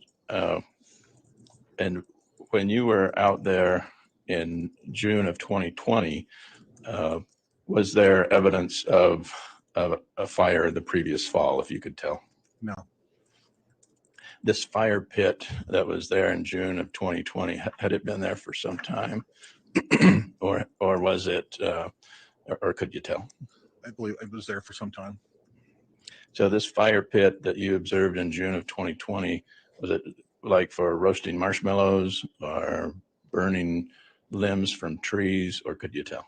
There was evidence that there was debris that was being burned in there, and it also could be used for having a marshmallow roast. Okay. And so in your investigation, have you been able to tell if Tylee was burned there on that property or burned somewhere else and transported to that property? I don't want you to speculate. I'm not going to speculate. I just know when we were removing her remains, there was, you could smell fuel. So that's what I can speak to. Okay. Any evidence of a fire in the fire pit and then having Tylee's remains dragged over to where you found them? There were pieces of bone fragment and tissue that we collected that were sifted from that fire pit. So there was something there. Whether to say if they went from the pet cemetery to the fire ring or fire ring to the pet cemetery, I can't answer that. Okay. And the image that you showed us from September 9th was that 12:32 in the afternoon? Yes. And a little bit cloudy on that day? A little cloudy. But as far as you could see on that satellite imagery, there was no smoke or fire that you could see? No.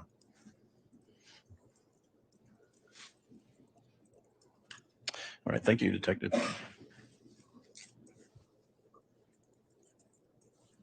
Any redirect? Detective, in the photo from September 9th, is the fire pit obscured by clouds? Yes. That's it? All right, thank you. That'll conclude the testimony of this witness then. We'll have the bailiff go ahead and assist you out. I don't know if you want me to inquire if the witness will be excused or received to remain available in the case. Your Honor, we're just standardly keeping our law enforcement members available in case they need to be recalled later. Very well, thank you. I don't know if the court wants the envelope that 142A was in. Yes.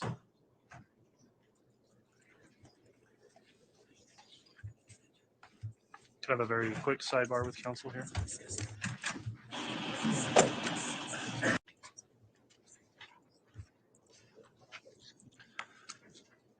All right, Ms. Blake, if you'd like, you may call your next witness. Thank you, Your Honor. The state will call Samantha Williams.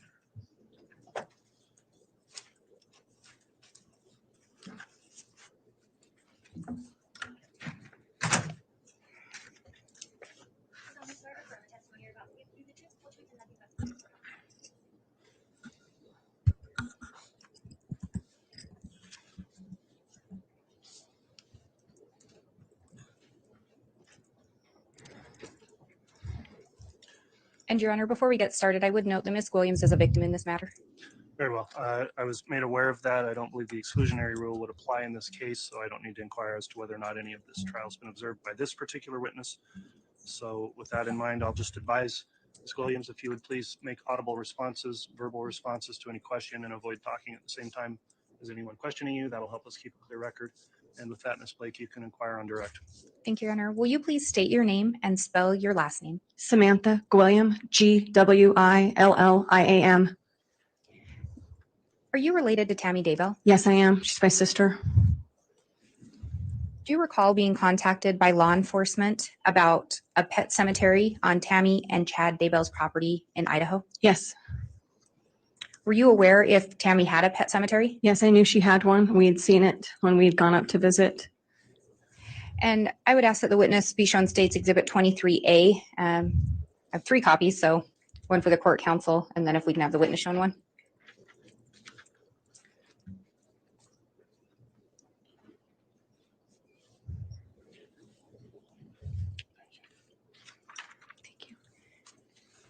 And when you talk about a pet cemetery, do you know where it was located on the property? Yes, it was on their property to the side of the red barn. They had a fire pit that we did have marshmallow roasts at, and there was a fence with a little dog statue next to it. My niece's dog was buried there, and that's why they put the dog statue on top of it. And that photo that you've been shown, does that appear to be an accurate depiction of the property as you knew it? Yes. And Your Honor, I would ask for the admission of State's Exhibit 23A. I'm not sure that it was previously admitted. Another witness may have used it. Any objection? No objection. I don't believe it was previously admitted, so 23A is now admitted. And if I could have permission to publish that to the jury? Yes.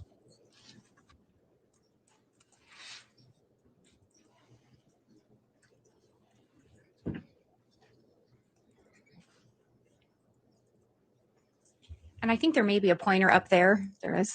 Can you indicate where you knew the pet cemetery to be located? Right here in this little fence, you can see the little dog statue right at the base. This is the fire pit. And how did you know, or I guess you've indicated that, was it common for Tammy to have a pet cemetery? Yes, we all grew up with pets and they were like our family. So when they pass away, we always buried them on our properties. And that property in particular was, do you know whether that property is 202 North 1900 East in Fremont County, Idaho? Correct. Did Tammy love animals? She did. Do you know if she loved them her whole life?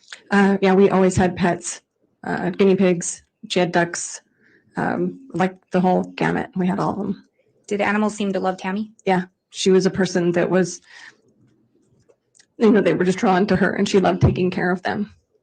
Was that the same way with people? Yeah, she was a little bit of an introvert, but she loved people and loved taking care of them. She loved her grandkids. And Your Honor, I'm going to ask that the witness be shown State's Exhibit 298. I believe defense counsel has already been provided a copy.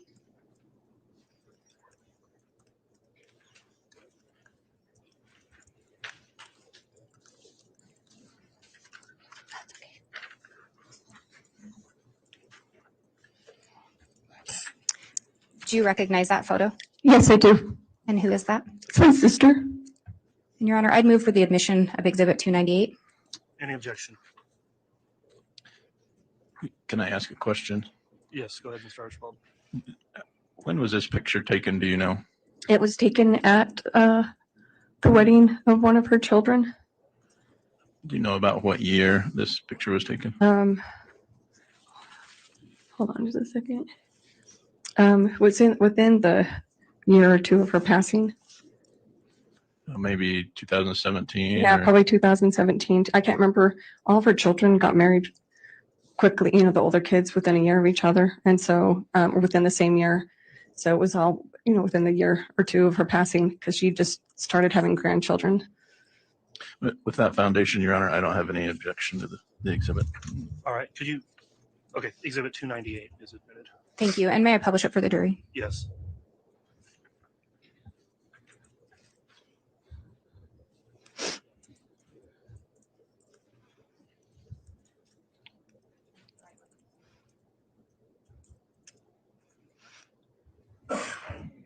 How many children are in your family? There's 5 of us kids. Where did Tammy fit in that line? She was the second oldest.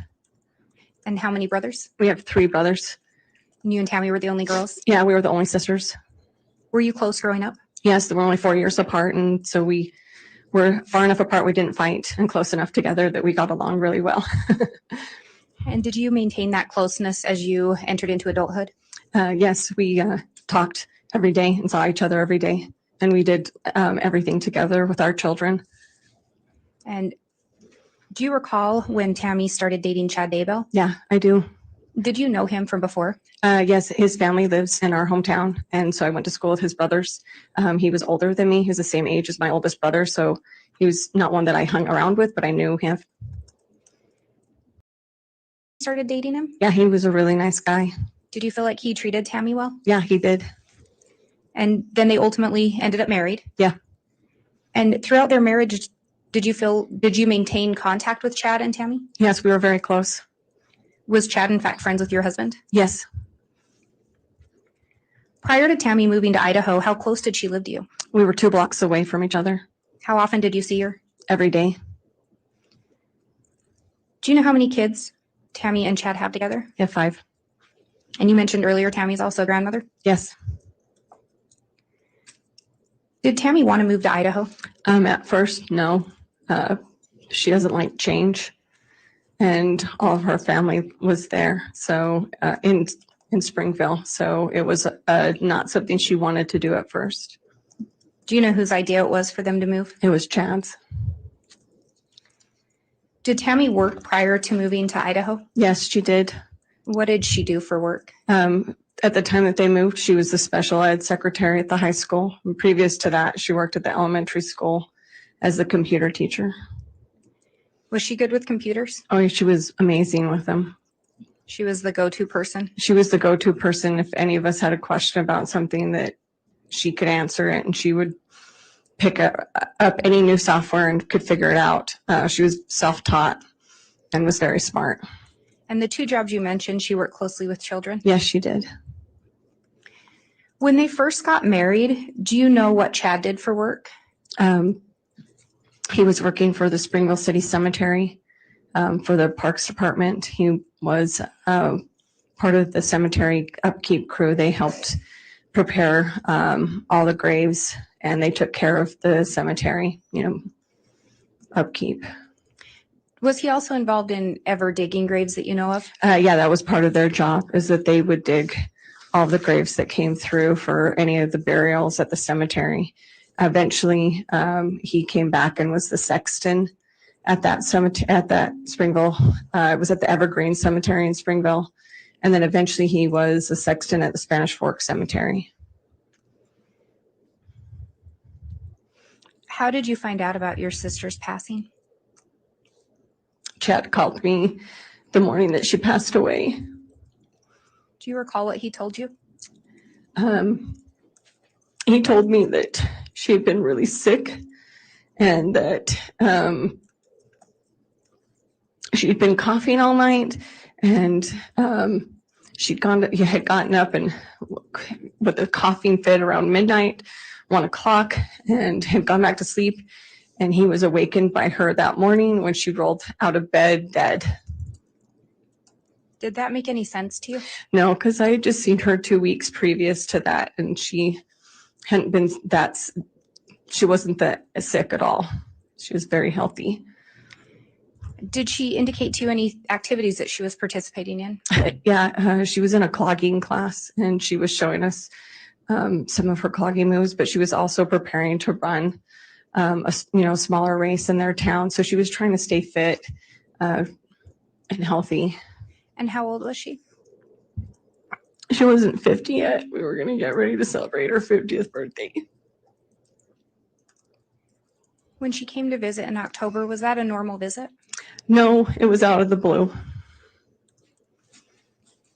Did anyone come with her? No, she came by herself, and that was unusual because Tammy didn't like to travel alone. Did she tell you why she came down to visit? Chad told her that she needed to come visit her family. Was she able to see all of the siblings? No, it was me and my mom and dad. Did Tammy ever indicate to you that she had suspicion that Chad was having an affair? No, she never said anything about it. If she did have any inkling, I think he probably brushed it away. Did you notice any change in Chad and Tammy's relationship? Yes, they stayed with us the first week in June of 2019, and something seemed off. They were very awkward at our house, and Chad wouldn't converse with my husband like they normally do. It just seemed really strange, and we weren't sure what was going on.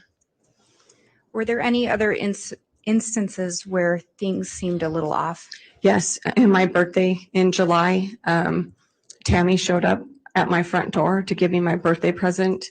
I didn't even know they were in town, and he stayed in the car the whole time with it running.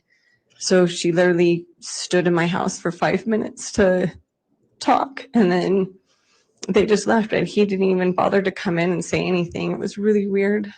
And that was of 2019? Yes. Had you and Chad had any kind of a falling out? No. And Your Honor, I'm noticing the time, so.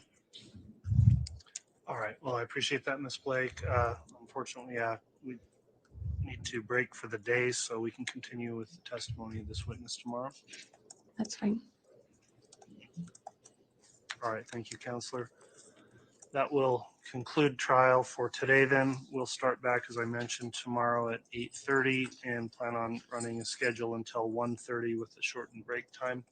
So, ladies and gentlemen of the jury, as we break for the day again, please continue to follow the admonishment to not talk to each other or anyone else about this case. Don't do any investigation. Don't follow it on the news. Don't look into it in any way so you can maintain your impartiality. And we appreciate you doing that every day. So that will conclude trial for this afternoon. So we'll go ahead and break for the day. All right, please.